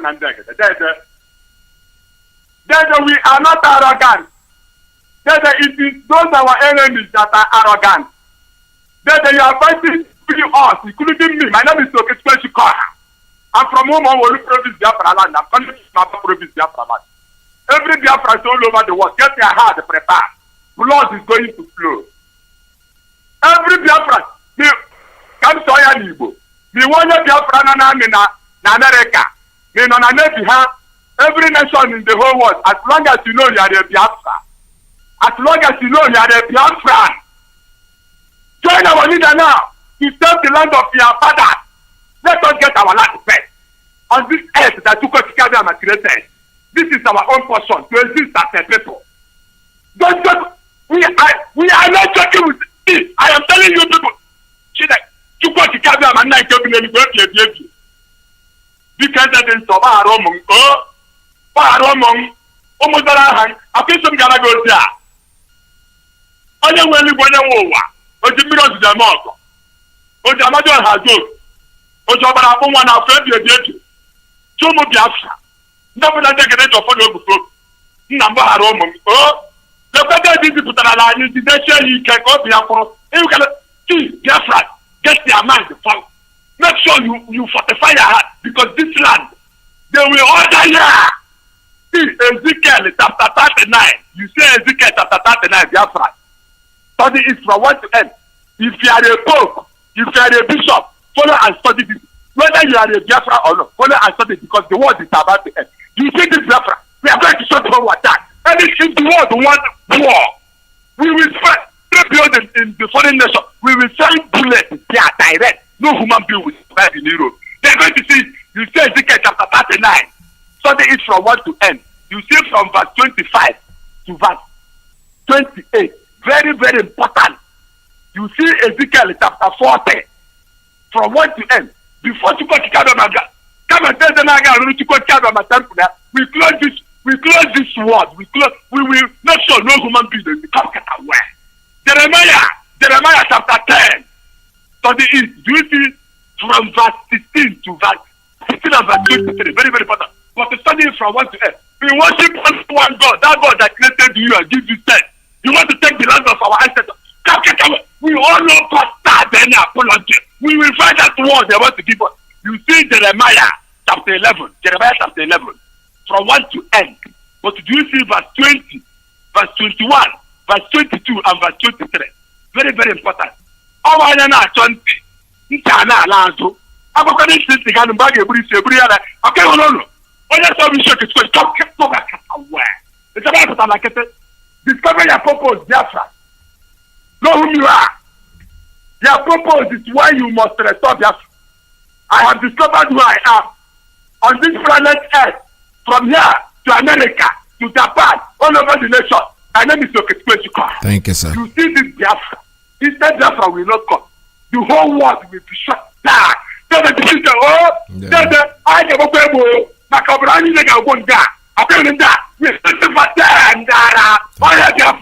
Biafra. Thank you very much. All right, there's something called Nigeria. That's what we're talking about today. It is gone when they talk about never again. Never again is a sham, or that's something that you know. All right, I've just been to our leaders page and I'm seeing something here. Restructure or risk boycott in 2023 polls. Nwodo is telling the federal government. Nwodo is telling the just listen to this. These people, I don't know what they think they are. You know what that means? Only the king has a right to fart. This is exactly what our leader have been saying. This is exactly what Biafra have been crying about, talking about. Nobody, they called us miscreants. Now Nwodo is saying it. They want restructuring or they'll boycott the federal election. Let me take a call before I go to that. Caller, good morning. Caller on straight line. Tell us your name and where you're calling from. Private line, I'm sorry. Caller, good morning. Yeah, can you hear me, sir? I can hear you loud and clear, sir. Go ahead. Okay. Good afternoon from here. I greet you and all Biafrans all over the world, friends of Biafra, lovers of freedom. I salute you. Our leader, Mazi, I salute you. Good afternoon from here. I'm Rabbi Charles speaking from my location. Mazi, there is this never again that we are treating today, and there is nothing called Nigeria to us. It's something I'm about to comment here. You know, our arch enemy, the British Broadcasting Corporation, BBC, is over it again. Went to interview the lady. I saw her I saw the interview on BBC Igbo. I just want to. This is what I want to respond now, because she said, Biafra without Nkewa, and she's now saying yes, we can live together with as Biafra without setting up boundaries and borders. And I looked at, and this is an educated woman, so to say. Yes. She spoke clearly about how Biafra used to be before. She saw Biafra. Who is the woman? Who is she? Yes, a woman. She's if you go on BBC Igbo, you will see the interview is there. Okay. Actually, I've sent it around. Yes, sir. So I just want to let her know, Madam, if you are listening to me, with due respect, Madam, the British you are talking about, the people that the corporation that came to interview you, just last year, 31st of December, they exited from EU and they have set up their border. They have corrected their border. They have taken their sovereignty. That is the reason why they exited. The major reason is that they want to take their sovereignty. The person that campaigned for this exit was Nigel Farage. He used to be the leader of UKIP party, and he fought gallantly. The man has been fighting just like our leader for many years, telling them, the British people, the reason why they should get out from EU, and they did it. Referendum was conducted. We all voted, in favor of them to exit, to be their, their nation, an independent nation. So, Madam, the people that came to interview you, you didn't ask them why did they leave EU? Why did they leave EU? Why are they having their currency? Why do they have their constitution? Why do they have their parliament? Why do they make their laws in favor of the British people? Why why have they set up even territorial border in their sea? Because they are having dispute with France and so many other countries, with EU in general, about the territorial water border, how they can manage their fishing industry. All these things are put in place, and you are telling people, as educated as you are, telling them that you can live in Nigeria as a Biafran without setting up a border. Nkewa no nkewa, so they can walk in and do their things and go out. Nothing. You are on a political suicide mission. I'm telling you.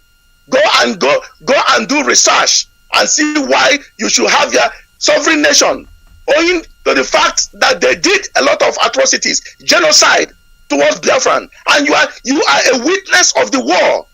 I didn't see the war. You saw the war.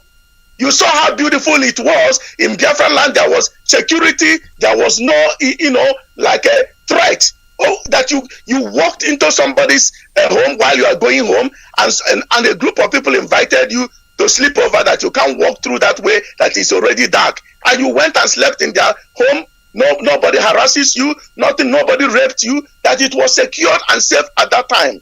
This is what we are calling for. So you had all these experiences, and you are coming on BBC giving them this audience. And I can tell you, madam and BBC, I'm sorry for you people. Biafrans want to go. If you like, say never again. Yes, never again. But never again indeed. We cannot go on with this nonsense. We have to go and build our nation. Mazi, Iyke Peters, Ndewo. Thank you so much. Thank you so much. All right, this is Radio Biafra. They're saying never again. That's all we're listening to, but unless you change. Yeah, and our leaders page here, I see something, the police in Olo went to look for ESN, and the consequences also can have about they abandoned their vehicle.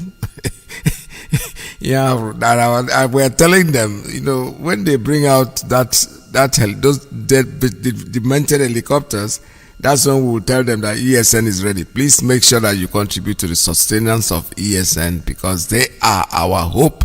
They are our protectors. They are the gallant people, the volunteers that have come in to save us, to make us go to bed and sleep and wake up sound and clear.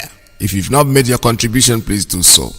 It's a monthly thing. If you have not done it for January, please go ahead and do it, because February is very much around the corner. Make sure that you contribute, you make your donation monthly. It doesn't matter how much you think you can make, devote it. Make it, regular, recurrent payment from your bank. I'm sure the banks will be glad to do that for you. All right, I have a call. Good morning. Caller on straight line. Good morning. Tell us your name and where you're calling from. Good morning, Mazi, Iyke Peters. Welcome to the program. Thank you, sir. Good morning, Biafrans. Good afternoon, good night, wherever Tanzo you may be. My name is Judo Kafo. Judo Kafo is from Agbo. Agbo is Anioma, and Anioma people are Biafran people. And not only Biafra, they are Igbo to the core. My own contribution this morning, because yesterday, let me go to Pidgin English so that because I want people, our old people and our other people in the village to hear me very well. Yesterday, there was a show on a Facebook Live conference about Never Again. And I watched that program. The only person that makes sense in that program that I take is our leader and one other woman. Never again for what? Never again that they've been killing since 1945, killing our Biafran people, our Igbo brothers. They are still killing today. Never again. The same bad people that has been ruling Nigeria since independent, they are the one ruling again. Never again. Never again. There is no good road. There is no hospital. There is no job. There is nothing good about that zoo called Nigeria. So those people who organized that show or that conference, Never Again, I think they should go and check their brain. Because these people, they try to form political party. They are making way for 2023. Never again. So make we forget all the things they have done us before and still doing it to join the zoo. But for me and my family, and for millions of Biafra who know what they want. We have said never again shall we be called the zoo called Nigeria. We have said never again shall we go back to the zoo called Nigeria. Never again shall we sit in a round table to talk about one Nigeria, because one Nigeria is dead and buried. And one thing I'm trying to say about that man called Yakasa, Abina Yankosa, I don't know his name. Every time he talks about 1967 coup, Igbo coup. Mr. Man, for your information, Yako, the man when I always assassin I lead the coup, Uzogo, is from Okpanam. He's an Anyama man. And most of you lunatic Anyama people that they are saying we are not Igbo. The man when lead the coup, Uzogo Kaduna, is from your own village, your own town. If you are not Igbo, why will they call it Igbo coup? Because they know Anyama is Igbo people. Foolish people will not get ahead. You people are listening to lies on other radio stations. Anyama is not Biafra. Anyama, my brothers, we are Igbo people. We are Biafrans. Anyama from Igboake, all the way. We are Igbo people and we are Biafrans. And never again shall we Anyama people allow anybody to deceive us. Never again shall we allow anybody to write our history. We will write our history. We will tell the world where we belong to. We are Igbo people. We are Biafrans. And we must remain who we are as Biafrans. Mazi Mechukwu Abiyama continue to bless you. Keep up the good work. And all of us will live long to see Biafra. In the name of Chukwu Okike Abiyama's name I pray. You say.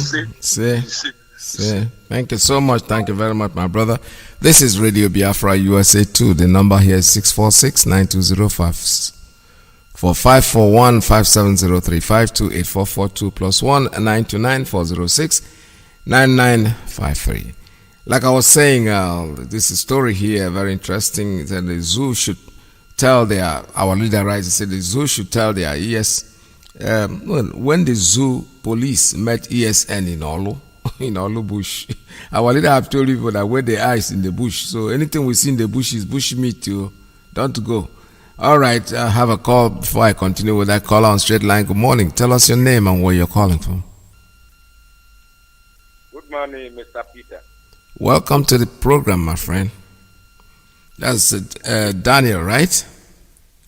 Yes, Daniel Chimipere calling from Biafra. Welcome to the program. I don't know what is happening for close to a month now. We never hear anything from our leader. Our radio is not working. We don't know what is happening. Okay. Before the zoo called Nigeria, we feed our people with their useless and poisonous false stories. That is why I'm worried. People are calling me. They are asking what is happening. I try to call you. Sometimes maybe because of the numerous calls coming in, I will not get through. So today I'm lucky. We are in darkness. We don't even hear our leaders' 31st message. Oh, really? Okay. I think now that you said that, I'm sure the technicians are listening to this program. They're going to make sure that it's Biafra, isn't it? Yes. Okay. Even now, our FM is not working. I only just say, let me just try and call it, because I know even yesterday I tried to call the phone and all to know I say. I just say, let me still try because I know probably maybe it will be on air. Yes. But we are not hearing anything. Okay. I try to make anything. Some people say it is network, but I don't know how long then the network will run our radio for almost how many days. Now that you've said it, I think the technicians are listening. They're going to make sure that it comes back on air. Guarantee that. It's the only way we know when it's not working is when people like you call in and they tell us that the radio is not working. Then somebody's going to still wake up immediately and want to take a look at it. So guarantee we'll be fine. We'll be okay. Our leader is fine. Everything is moving on fine, smoothly. Unfortunately, you've not been able to hear his broadcasts. I know how bad that is. But however, what happens is anytime the radio comes on, obviously you're going to hear the broadcast probably a repeat, because we make sure that these broadcasts are repeated from time to time, not just one time thing. When they say it's one time, we'll run it across and make sure we have it on tape. So make sure that everybody listens to it. All right? It's okay, it's okay. Happy New Year, my friend. I want something. Yes, go ahead. Go ahead if you're not done yet. People are highly bitter. God bless you. Bless you too. God bless our listeners. His Excellency Dr. Peter William B. Lokukan, the President and Commander-in-Chief of the Armed Forces of the United States of Biafra. I don't have anything to contribute because I don't know what you are talking about. Yes, I know. I got you. I got you. All right. Thank you very much, Daniel. Thanks for calling and Happy New Year to you, sir. All right. Let's see. I have another call coming in on WhatsApp. Caller on WhatsApp. Good morning. Tell us your name and where you're calling from. Good afternoon, Peter. There we go. Welcome to the program. My name's Mazi, Iyke Joseph Eze. I'm the PRO Amsterdam Zone, Netherlands. Welcome to the program. Yeah, I've been listening to the program. Everybody that they spoke very good. They all spoke very good. I don't have much to say, but I want to make some announcements on air. Yes, concerning our meeting today. Our meeting, we have our first meeting of the year in the Amsterdam Zone. Please, everybody should come. And also have our special contribution to our ESM in Amsterdam Zone meeting today. In Amsterdam Zone meeting today at Kamdila, Gazinov, close to metro station. Please, everybody in Amsterdam who want to contribute in our ESM should come to meeting today. It's very important. This is our first meeting of the year. Thank you very much, Peter. You are doing wonderfully well. Yeah, well, thank you, sir. All right, thank you very much. I have a call coming in on, let's see, Principal Officer's line. Good morning. Tell us your name and where you're calling from. All right, the line just dropped. Let's go back to WhatsApp until whenever they come back, we'll pick them up. I can see the WhatsApp line is ringing. Caller on WhatsApp. Good morning. Tell us your name and where you're calling from. Yeah, good afternoon, Sir Peters. Welcome to the program. Yeah, thank you. So thank you for having me as Peters. Maz, I'll be calling. I know it's very hard to get to come on Radio Biafra. Well, we thank God for everything. Mazi, I just want to greet you once again. Thank you so much for what you are doing for Biafrans. Remain strong, my brother. We're getting there. Happy Sunday to you and your family. Mazi, allow me to appreciate Onyendu Mazi Namdekano, the one and the only, the man who stands strong to liberate us from the shackle of the enemy. I say his days belong on this earth. Long live Mazi Namdekano. Long live IPOB. Long live United States of Biafra. Mazi, my name is Mazi Madabuchido. I hear from Okigwe province, Biafra land. Mazi, before I say something, let me just thank you people, you that in Americans that be contributing immensely to see that ESN continue moving forward. I say, may God bless you all of you that be contributing wonderfully. Our leader mentioned it. He said, you people have rose up now. You people have stand strong. So Biafra is already here. We know we are getting home very soon. Mazi, you see, this Zoom meeting there, that everybody is talking about. When you read the time of this Tanko Yakasai, the man brought a script to be reading. This to tell you that this man don't know anything about Nigeria. You see, these Fulani men, they are really stranger. They are not a Nigerian. Everybody will say, how can this man bring something to be reading? This to tell you that they are not a Nigerian. They are foreigners. But they are calling us a rebel. Why they are foreigners? The same thing this man is doing now is the same thing that if you talk to John Wood about Biafra war, he will tell you, I saw the war. But he didn't tell you that he fought the war. This is the people that tell how the war goes, but they don't fight the war. Like you now. Can they call you now to talk about the war? You brought a script to read. No, you can't do that. Did they call Obasanjo now, Obasanjo bring script to read? No, you can't do that because you know about the war. If you call John Wood now, we tell you that, we throw bomb, we take hand, throwing bomb. I saw the war. That's what we tell you because you don't know anything about the war. So my brother, I thank you so much for this, people is complaining that why never again. Well, you see, why do I say this? From this Zoom meeting, we have known the mind of some of people that be saying something on this, what is name, Peter Obi. We don't see nothing he contribute. He didn't say nothing there. He just come there. He just give up. We just thank our sister that contributed immensely. I thank Auntie Priest who talk much. I want to thank also Pastor Coca, but I don't want to thank him so much. You know why? He talked very much. At the end, he said, may God bless Nigeria. That's why I'm against him. God will not bless Nigeria because God did not create Nigeria. If God create Nigeria, they will bless Nigeria.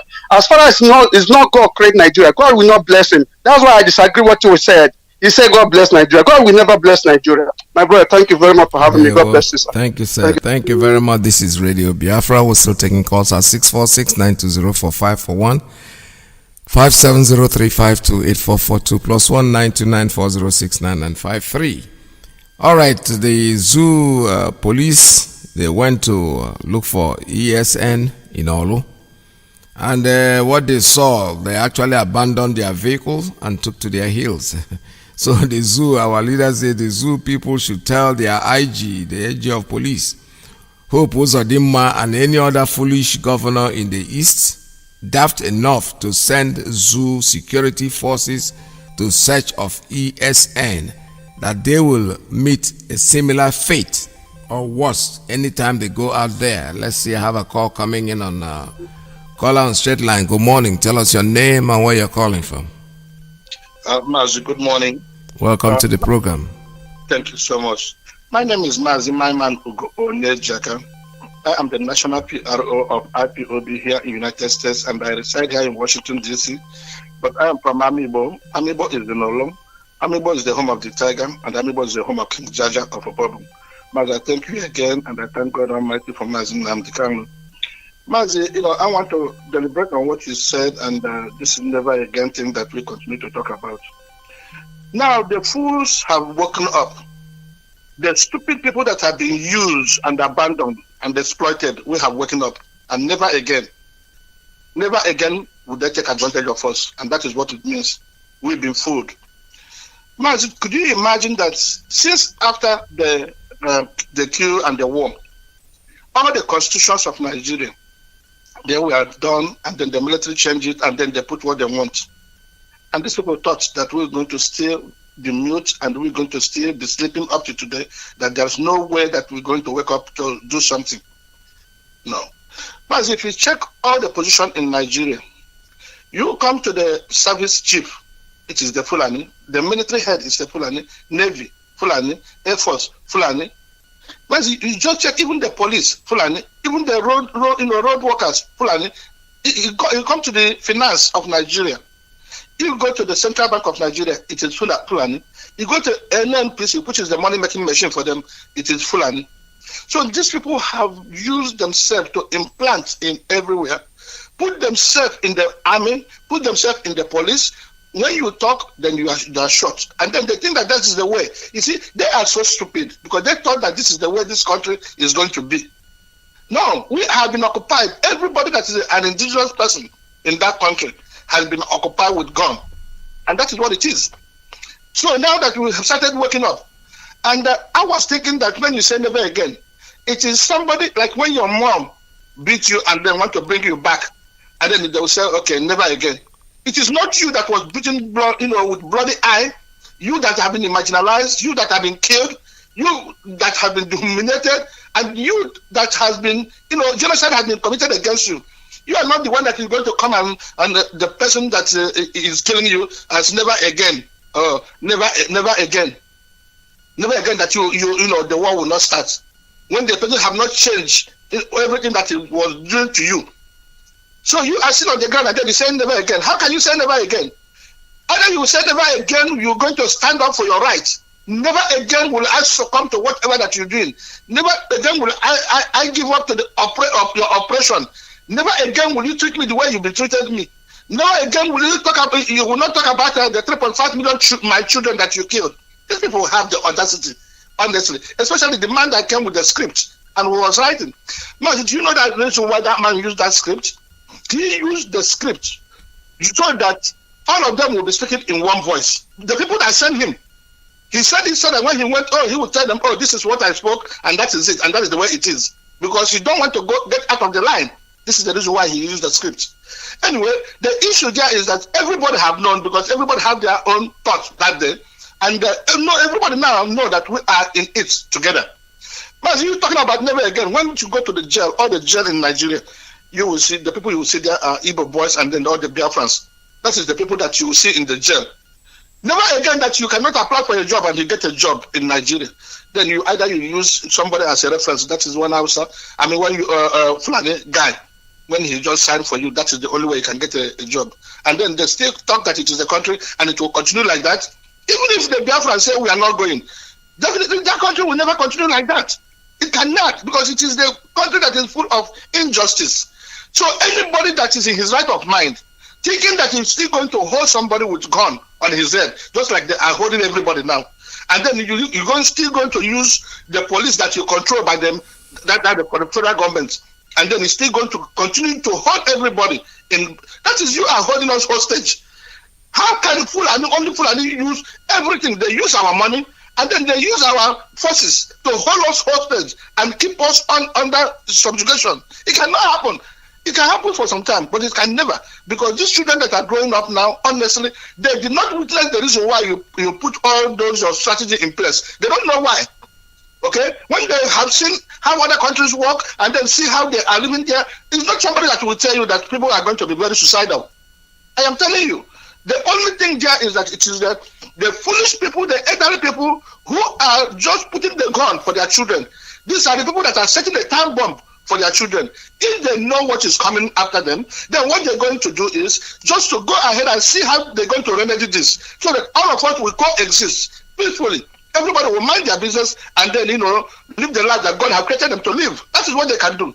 But this thing that they are keeping for their children, you see, if this thing that they, because of their greedy, and then they are keeping this dynamite for their children, they are just keeping this gas cooker for their children, it's going to burst. Honestly, it go burst. It go burst, whether they like it or not. But the time when it go burst, all those things when you accumulate in your life, all those things when you steal, when they make you, the things say that you are on top of everybody, everything will burn down. That is what you're going to see. I tell you. So if you know, say that all this is what you do. If you want to make a peace, just like all these old women, old men, that we are there and we are talking sense, and then that man was reading the script. You go see the fool and the thing where they start, you go bust for their eye. I tell you, they never know that it's going to get to this extent. All the things that they've been doing it quietly, but they don't know now that they have to step on the toes of everybody. The fool and it is all about you. Mazi, thank you. God bless you. God bless you too. Thank you so much. All right, this is Radio Biafra. I have a call coming in on private line. Let's take this one. Caller, good morning. Tell us your name and where you're calling from. Yeah, my veteran. Good afternoon from Warsaw, Poland. I remain okay. Foreigners are okay. Happy weekend, my brother and our comrade. We appreciate you, as well appreciating our beloved leader Mazi and all his lieutenants helping him, the leadership, DOS, all of them, fanatical Biafrans, men of valor, radical Biafran defending their motherland. We appreciate all of you. Mazi, yesterday, our colonel, our veteran, Emmanuel Wobozi was led to rest yesterday. Our sympathy, our thought with the families. Yeah, Mazi, about the never again. One of our brothers rightly said it yesterday. Mazi, it is the Fulanis that are supposed to organize this thing. They are the people that are supposed to call for this thing and bring foreign journalists, not all this Dele Momoud and all this journalists they say they have in that country. This man is a man who said that he had known Buhari for more than 10 years. When he was interviewing Onyendu, he said he's not sure. You can see the hard question he asked Onyendu. Like in BBC, Jazeera, they have hard talk. But he cannot ask it to those useless government officials in the zoo country his interview. Even when he went to Iyke, you couldn't ask him that kind of questions. And he is believing that Buhari is still alive. And these are people who are coming to organize never again. The LCM is that we are going. Like you said, we are going. We are not interested in what they're doing. If the Fulanis want, let them call and bring foreign journalists. They will come and negotiate. And the LCM referendum, if they are not, I have one like that. Or we can drag this into 100 years. We don't care. We have come out.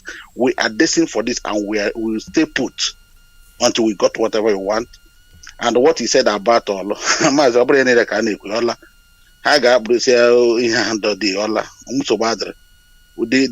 idiot in government, Douglas has in Imo State, Supreme Court governor, and we are getting information that they changed the commissioner of police in Imo State because of what is happening, and they are still having a security meeting, but they refuse to go and take their properties or not there. Onyendo has said it. If you are coming to our land, you just make sure that you sign your death warrant. Tell your family it's as good as that. Must let me announce, because the other my comrade from Netherlands has announced this. I will announce for the missing people. The number to call for the missing people is plus 971 522 929 723 for missing people. Plus 971 522 929 723. Bring his name, that's his full name, his passport photo, the state of origin, and the last time date you saw him last. Please, it's very, very important, these 4 things. And our people in Italy, these are the number for ESN you call. Continue calling and continue doing the needful. Plus 39 351 004 6055. I repeat, plus 39 351 004 6055. The second number is plus 39 371 304 4902. I will repeat, plus 39 371 304 4902. And for Germany, plus 49 152 102 518 73. Germany, plus 49 152 102 51873. Please, and for our people from Middle Belt, continue calling this number for your group. All the Middle Belters, you know yourself, we appreciate what you are doing. You are coming up. Continue calling. I have not forgotten. I see what you are doing. The number is still remains plus 48 739 672 638 for Middle Belt. Mazi, I will leave it here. Remain okay for now. So happy weekend from here. Thank you. There we go. All right, this is Radio Biafra USA 2. I have a call coming in on WhatsApp. Let me take this one. Call on WhatsApp. Good morning. Tell us your name and where you're calling from. Turn down your radio, please. Hello, Ike Peters. Yeah, good afternoon, Ike Peters. Welcome to the program. Yeah, Ike Peters, this is Engineer Mother. I'm calling from Germany. Welcome to the program. Please, I want to confirm. I don't know if you have the contact for this our brother that is called Ben Oka for a call from Massachusetts. Boss, no, I don't know. I'm not sure if I have his contact. I don't save numbers on phones, I tell you that, so I don't really know. I've not heard from him in a while, though, so I don't really know. Exactly. That is why I called, to know if it is all is well. Yeah, but obviously, all I'm sure all is well. He just doesn't want to call, that's all. If there's anything wrong with him, I'm sure there are people in Boston that will actually call and talk about it. Yeah, at least it has been up to more than 7 months or 6 months, if I'm not mistaken. Now, I don't know. So I said, let me call you and to see and to hear from you if you have his contact, or you can give him mine. I don't have his contact, but as you're speaking, if he's there, I'm sure he's going to probably call to respond to it.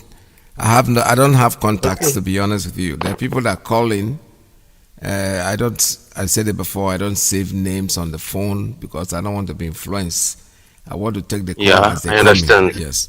So I'm sure if he's listening to the program, he will call you. Definitely, he will definitely call in, and then you can get it from there. Alternatively, if you want me to keep your number, anytime he calls, I can give it to him. That'll be fine. I have exactly. That is what I need, because I need to speak with him. All right, no problem. Okay, no problem. That'll be fine. Thank you. All right, thank you so much. All right, this is Radio Biafra. We're still taking calls here at 646-920-4541. 5703-528-442 plus 1-929-406-9953. I have another call coming in on WhatsApp. Let me take this one. Call on WhatsApp. Good morning. Tell us your name and where you're calling from.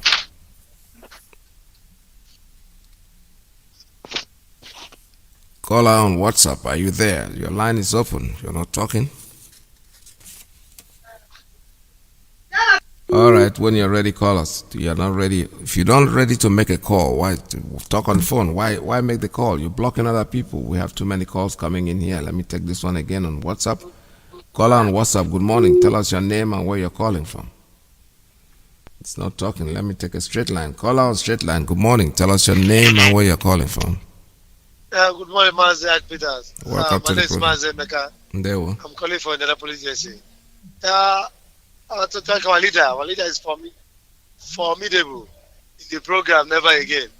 And I want to comment on our mother, Onyeke, where he said, Igbo, we didn't learn from what happened during the war. And it's true. We never learn. Because if other tribes learn, we are the one that they killed the war. We are the one that the war affected. But other tribes learn. But we that the thing happen, we didn't even learn. Okay? How can somebody see the way Nigeria is going now? Since Adam, since I was born, Nigeria is just going down. And yes, the people are still saying one Nigeria, going everywhere, beating every nation they are into. Look at the interview. An old man, Tanko Sakasa Award, telling the history he claimed to educate the Fulanis in the script. Let me refer this man, Tanko Sakasa, to listen to our hero, our father, Colonel Wobosi. Last 2 years that he appeared, he traveled to Israel to meet our leader. I watched that speech of that man. Even I still have the speech.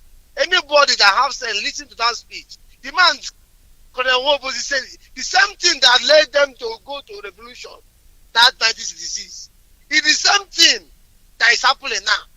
And yes, somebody will come and say, let us do restructuring or no restructuring. The same thing our leader said the last election. It is the same thing that one is coming out and say, without restructuring, without rejection, no election. These are called old people. Our leader asked them one question. If they don't do something now, their children will become slaves and suffer it for the hand of Fulani. And yet people don't even see what is going on. I feel so shocked and surprised. Some people trying to paint to make Nigeria work. They are saying the constitution is not working. They may a country, they may organization, they may any successful organization or country that will survive without constitution. And yet this is here speaking grammar upon grammar, up and down. Simple thing, the constitution is not supposed to exist overnight. But rather, Nigerian citizens will leave everything and face American election. But they will see how America will defend the election. From nothing on Wednesday, they will see it. But they leave. That's why Buhari said that Nigerian youth are lazy. The people now, all Nigerian youth will be bringing their G-Wagon, Mercedes, and misquoting Buhari. But what I understand what Buhari said, because when Buhari in 1966, when Buhari is a colonel or general in army, what is about 22 or 23 years? Obasanjo 26 years. Our father Ojukwu about 29 years. Babangida 30 years. Okay? And Buhari is indirectly telling the youth today, they don't know their right, they don't know, they don't want to focus in their government, to hold their government accountable. That's why I call them the lazy youth, because they don't care. The same youth are the ones working for these old men to fight against their own youth that is bringing good life to them. But last time they did SARS. That's what they call the lazy youth. It doesn't mean that people pushing Paparo are lazy. No, you people don't stand up to face the reality, to hold your government accountable. Look at how in England, the way they hold their government accountable. Look at how France hold their, then you see how America hold their own government accountable. We think that's Wednesday. Thank you, Mazi. Let me drop it. Yeah, well, thank you so much. All right, welcome to the program anytime. This is Radio Biafra USA 2. We're still taking calls at 646-920-4541, 5703-528-442, plus 1929406-9953. Don't forget, make your donations to ESN, Sustainability of ESN, Eastern Security Network. The account number, if you are living outside the United States of America, those of you in the outside that don't live in the US, you can go to our website. It's www.ipobinusa.org/donate. Make sure that you make your own contribution. And still want to remind those of us in Brooklyn, IPOB in Brooklyn, that today there will be a Zoom meeting that is coming at 5 p.m. today. Go to your forum, check your forum for information on how to join that meeting. I'm not going to make that available on air, but so you can go there and check it out yourself. I have a call coming in on straight line. Good morning. Tell us your name and where you're calling from. Good morning, Mazi Peters. My name is Ego Wuma. Please, I just needed a quick information from you. Would you happen to have the number to IPOB family in Massachusetts? Massachusetts? No, I don't. But now that you've said it, I know somebody from there is going to call in, and as soon as he calls in, I have your number here. I can text him your number and ask him to call you if that's okay with you. Yeah, absolutely. Thank you so much. All right, I'll do that. Thank you. Good job. All right. Those of us in Massachusetts, you have a call, so somebody should call me from there, and I'll send our sister's number to you so you can get in touch. She's trying to get in touch with Massachusetts. Actually, I don't even know why I don't have their numbers. Okay, you know what I'll make an announcement right now is that all the coordinators, wherever you are, please send in your numbers. Send them, just text them in, so to Radio Biafra, generally, not just me, possibly at our media head, can get that number. I know he's listening to this program, so he should get those numbers and pass them on to us. In case if any of our sisters or anybody that just person who just called wants information, we might not announce it over the air, but what we do is if you send us information that you want to coordinate with them, we'll send your number to them to call you. All right? So that's be easier done. I know from now on they have to call in, and somebody in Massachusetts, please call in and take the number of our sister so we can get in touch. All right, I have another one coming in, a caller on WhatsApp. Good morning. Tell us your name and where you're calling from. Caller on WhatsApp, are you there? Turn down your radio, please. Mazi Peters. Good afternoon. Yes, sir. It's me, Chinemeremo, calling from Ghana. Welcome to the program. Thank you, sir. I hear from Soka province. It's about the Zero conference they had the last time. They titled the Never Again. And we really thank our able leader for everything.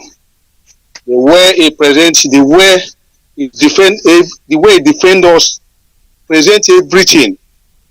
The way he answered there are some questions asked him by Dele. So never again Hausa and Hausa will come out and say never again. Calling all those what happened in 1966. Cube as they call it, as Igbo Cube as they call it. But the only thing I would like us to understand is that the major problem we have is our people. Our people. These are those so-called Igbo leaders, so-called people from Biafra land, claiming that their elites can understand the handwriting, the evil handwriting of Fulanese in that country. Better for them to know the danger ahead. All these most killings happened in Biafra land was perpetrated by our so-called leaders in collaboration with Zoo securities. Because anytime they want to push terrorists to down to our land. We rise up to defend it. Then we push the so-called leaders in our land to come and use Nigerian security to attack us. They start killing us. That's the major problem. Fulanis, we don't care what even Tanko Yakasai was saying there. Every time as Onyekomeni said it, everything, even Fulani didn't. If they do anything wrong, the blame will be on us. That is the situation we are in that zoo. And we want to, as the Onyekomeni said, they told us to go, and we are going. We want to go. That is the only thing. That is the only thing there. Nothing like nothing. Never again. Never again. If they really mean never again, let there be referendum. That's the only thing. Yes. Let there be referendum. As our leader told them, never again. Let there be referendum. Simple. Let everybody go, because they can never allow any good government to enter in that issue. They can never allow government to slip out of their hand.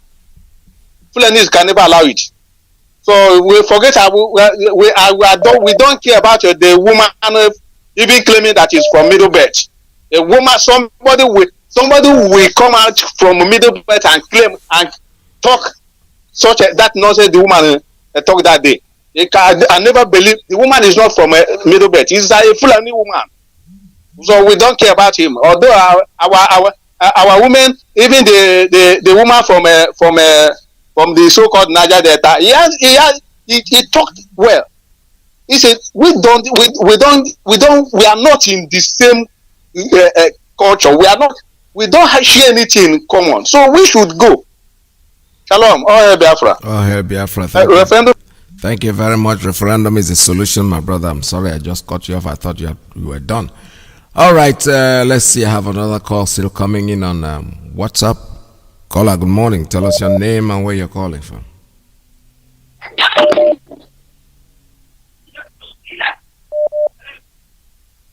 Caller on WhatsApp, are you there? Hello, hello. Yes, go ahead, sir. Good morning. Welcome to the program.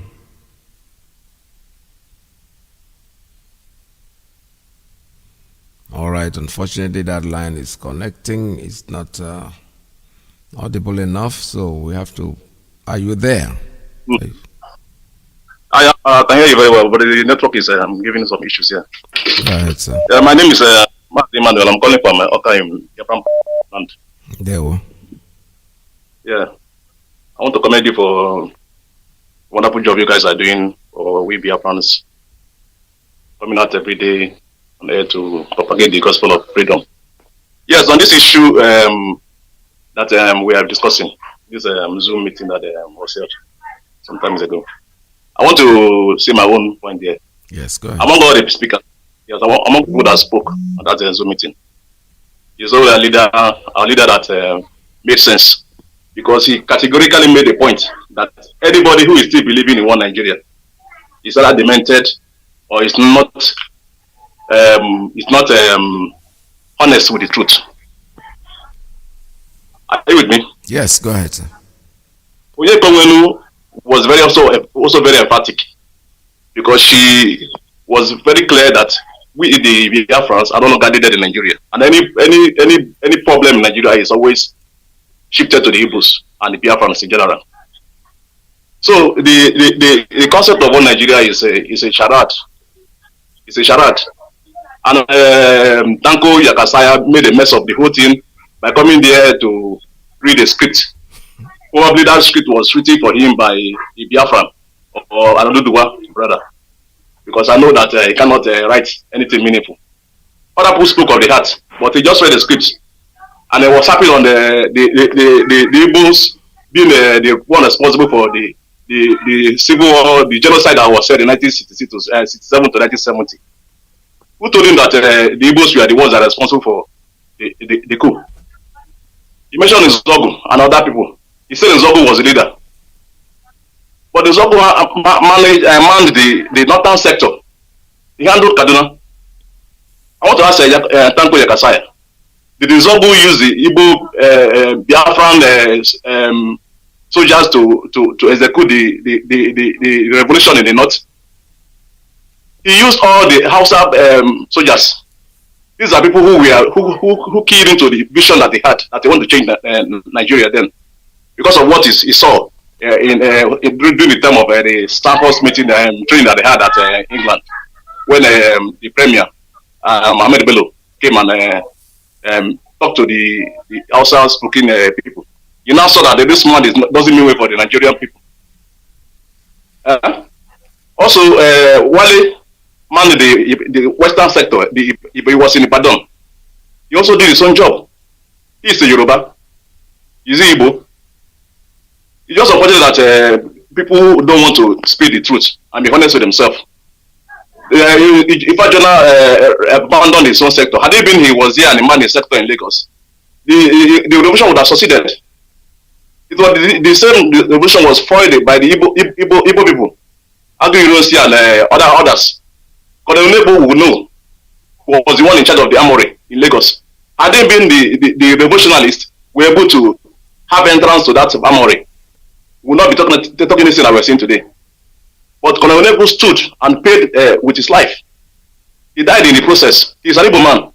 Did the Yakasai mention this thing? And they brought carnage to Biafra land after the revenge coup that they had in 1966 by killing the Agui and killing over 200,000 Biafrans in the northern region. Mazi is very, very pathetic that at this point in time we are still talking about never again want to have to rebuild Nigeria.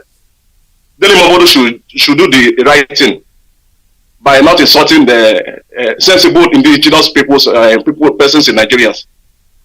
He should do the right thing. He should instead of call a Zoom meeting where they should come and discuss how to dissolve this contraction called Nigeria. That's what we need, not this charade that everybody is talking about. Look at the people that came there. I'm even surprised that our elder, Mazi Bazulike Amechi, even though he meant well, but these are elders who did not understand the workings of the antics of the Fulanis. Other people, after the independence, flag independence 1960, we are working forward how to make Nigeria great. But the Fulanis, we are busy thinking of how to colonize the whole nation and take over the whole land of Nigeria and make it the home for the Fulanis. That was why they caused the mayhem that happened in the western region by removing Awolowo and then throwing Akintola. That was what prompted our gallant revolutionary soldiers to strike, because this Fulani wanted to Fulanize and Fulanize the whole nation. They wanted to start with the western region. They already having a sway in the middle belt. Benue was already boiling, and they would have extended same to the eastern region if they had succeeded in the west before the Nzogo and his men struck in January 12. These are what they will not tell us. They think that we are foolish. Thank God for our leader. He's divinely ordained to do this work, and he will succeed. All of us are solidly behind him. Every other indigenous people should think of how to come together and go their separate ways. We can still remain friends if we want to. Not in this Nigeria. Nigeria is not working and it can't work. Mazi, I want to leave it there. Please, I want to use the forum, since you are giving me the audience, I want to apologize to all Biafrans. Last time I called to the radio, I think I was misunderstood when I said our leader was pathetic. He looked pathetic in the broadcast he made when he obeyed the Eastern Security Network.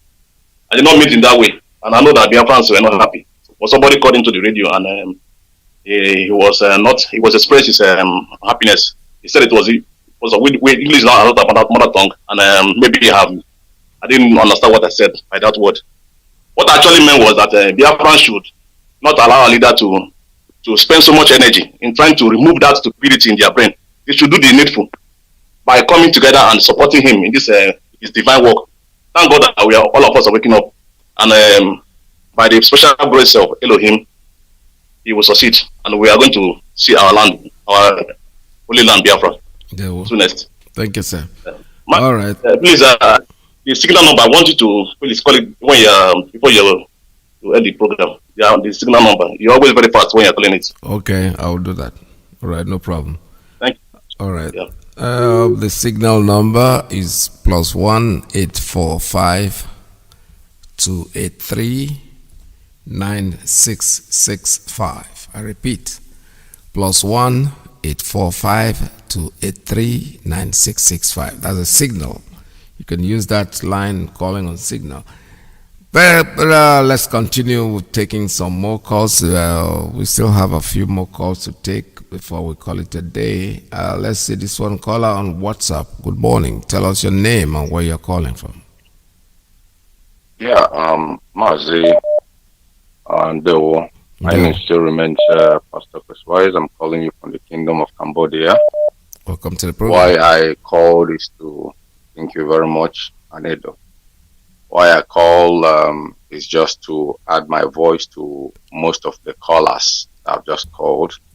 First and foremost, I will say Happy New Year because I've not been able to call the station since this year. So, what I want just to say is that that very Zoom meeting that sometimes comes up and sometimes initiates a meeting and involve our leader into it.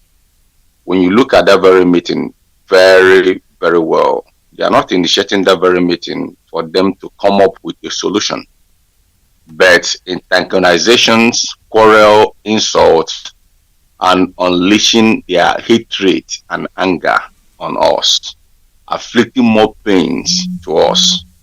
Because when you listen to them carefully, they are not willing to repent. They are not willing to a kind of amend. They are not willing to accept their mistakes and tender apology. So if you look at even Dele Momodu himself, is not 100% right on his intentions or motive or directive on what he is doing, basically based on initiating that very interview with most of our allies. Let me just tell you something is that they have searched all around to a kind of trap our leader or a kind of gain entrance to his heart and look for a kind of way to tag him a devilish man or a kind of showcase to the world that he's not working according to what he's saying, that he's more dangerous than what people are thought that he is. Let me just tell you, what these people are doing is just to find a way for trouble. Because when you listen to them in the very first Zoom, when our leader says something concerning the death of Buhari, Dele Momodu countered it. That is number one. When he gave him an example or sample evidence about the travel of Aisha with some certain regalia attire, he refuted it. Then in this very meeting again, when you look at them and how the moderations, just take time and scrutinize the analysis, you find out that they are there to look for fault and to tag our leader a bad name and to frustrate our people the more. Now, if Tanko Yakasi or Yakasia is willing for an amendment and total restructuring and a kind of tendering apology to what transpired in 1966 to 1970, you watch his statements, is full of hatred. That thing is inborn in them. They cannot change. And a woman that said she comes from Middle Belt, I don't know if she's from Plateau State or Bauchi or whatever. If you watch their statements, two of them are driving at the same point with hatred. So if you look at it right now, these are not the people that are willing to give you what you are looking for. The only solution is what our mother Onyekonwelu said, that Igbos should go home. How many times will we been afflicted that we should start to learn Now, there is something our father now said. He said, when you go around in that very zoo, you will not see any tribe that's come to our land to invest. It is only the Igbos.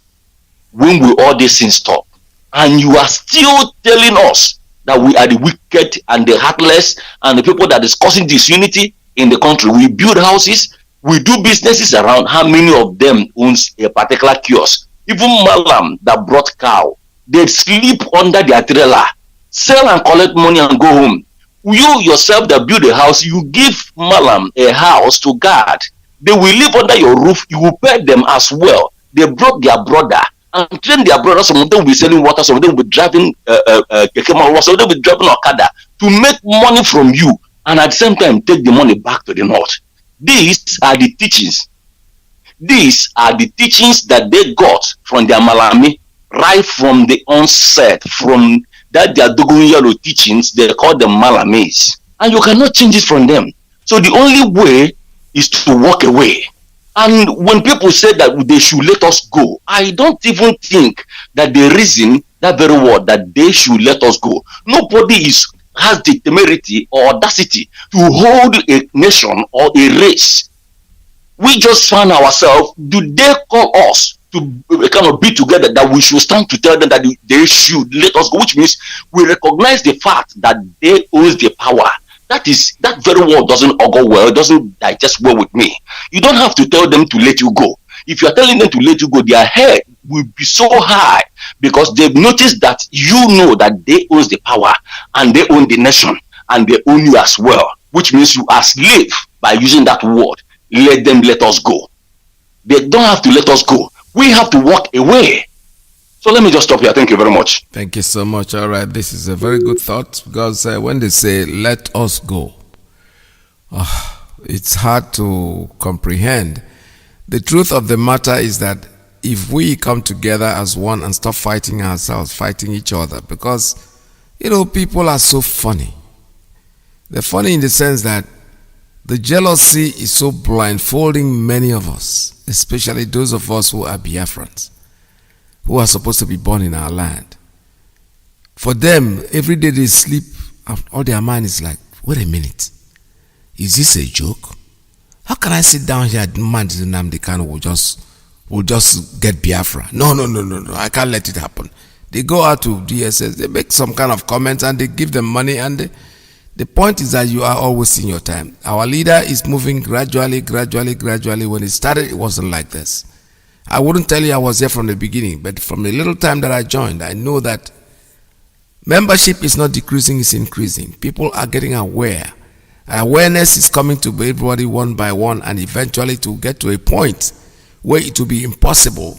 Because when the group say, you know what, we are leaving you, whether you like it or not, there is a point that our sister Onyeka Owenu was making, which is, I don't know if people picked it up. You don't have to beg them to let you go. You can go. The way you can go is what? Don't support anything they are doing. Stay on your own, mind your own business. You have your business, set it up in your home. Somebody went to, a friend of mine went to the east. He lives in Lagos. He went to the east for Christmas. And yesterday we were talking on the phone, and I asked him, how's the village? He said, my dear, we don't have any village anymore because this place is like a city. The young people are building fantastic homes. And I said, yes, that is what we're talking about. All those homes that they want to take to Lekki village, to Sokoto, to break, in Jos, they break rocks to build houses. Take them to your community, build them there, build the roads. My friend was telling me, he told me frankly, he said, let me be honest with you, since I came home for Christmas, I've not been able to move around, to drive around, because right now they're all going back to their respective stations and the city kind of empty. He said, there's no kind of car I did not see in Anambra. I see Bentleys, I see just name cars. And I see Iguadro, that people are living. I say, yes, I know. Iguadro doesn't mean that everybody is in ardent poverty. What we're saying is that the rich are rich, and the poor are poor. That's the basic thing. If the wealth is spreading to everybody. And he's telling me, but those of us in Lagos who think we are there, that go to Anambra, that what he saw He couldn't say anything. This is exactly the kind of thing Onyeka is talking about. They want you to go. Go. Don't beg them that you want to go. When they look around, they don't see you in Sokoto, they know you're gone. I have a cousin who built a White House. That's what he calls his house in Mina.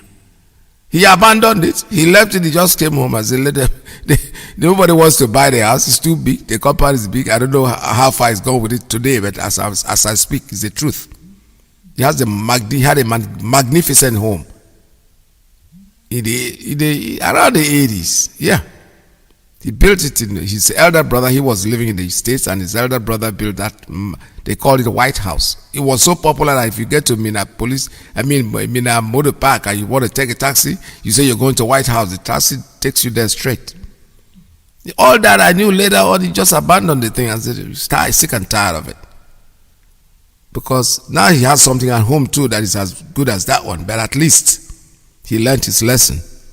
So that's all we are saying. When they say go, we are begging them to let us go. Nobody will let you go. They will never let you go, because you know what? For them, you are just like a cow that they milk.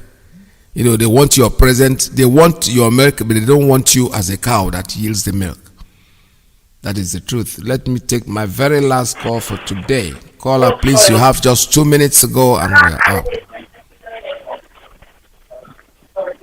Yeah. Good afternoon from here, Mazi, people. Welcome to the program.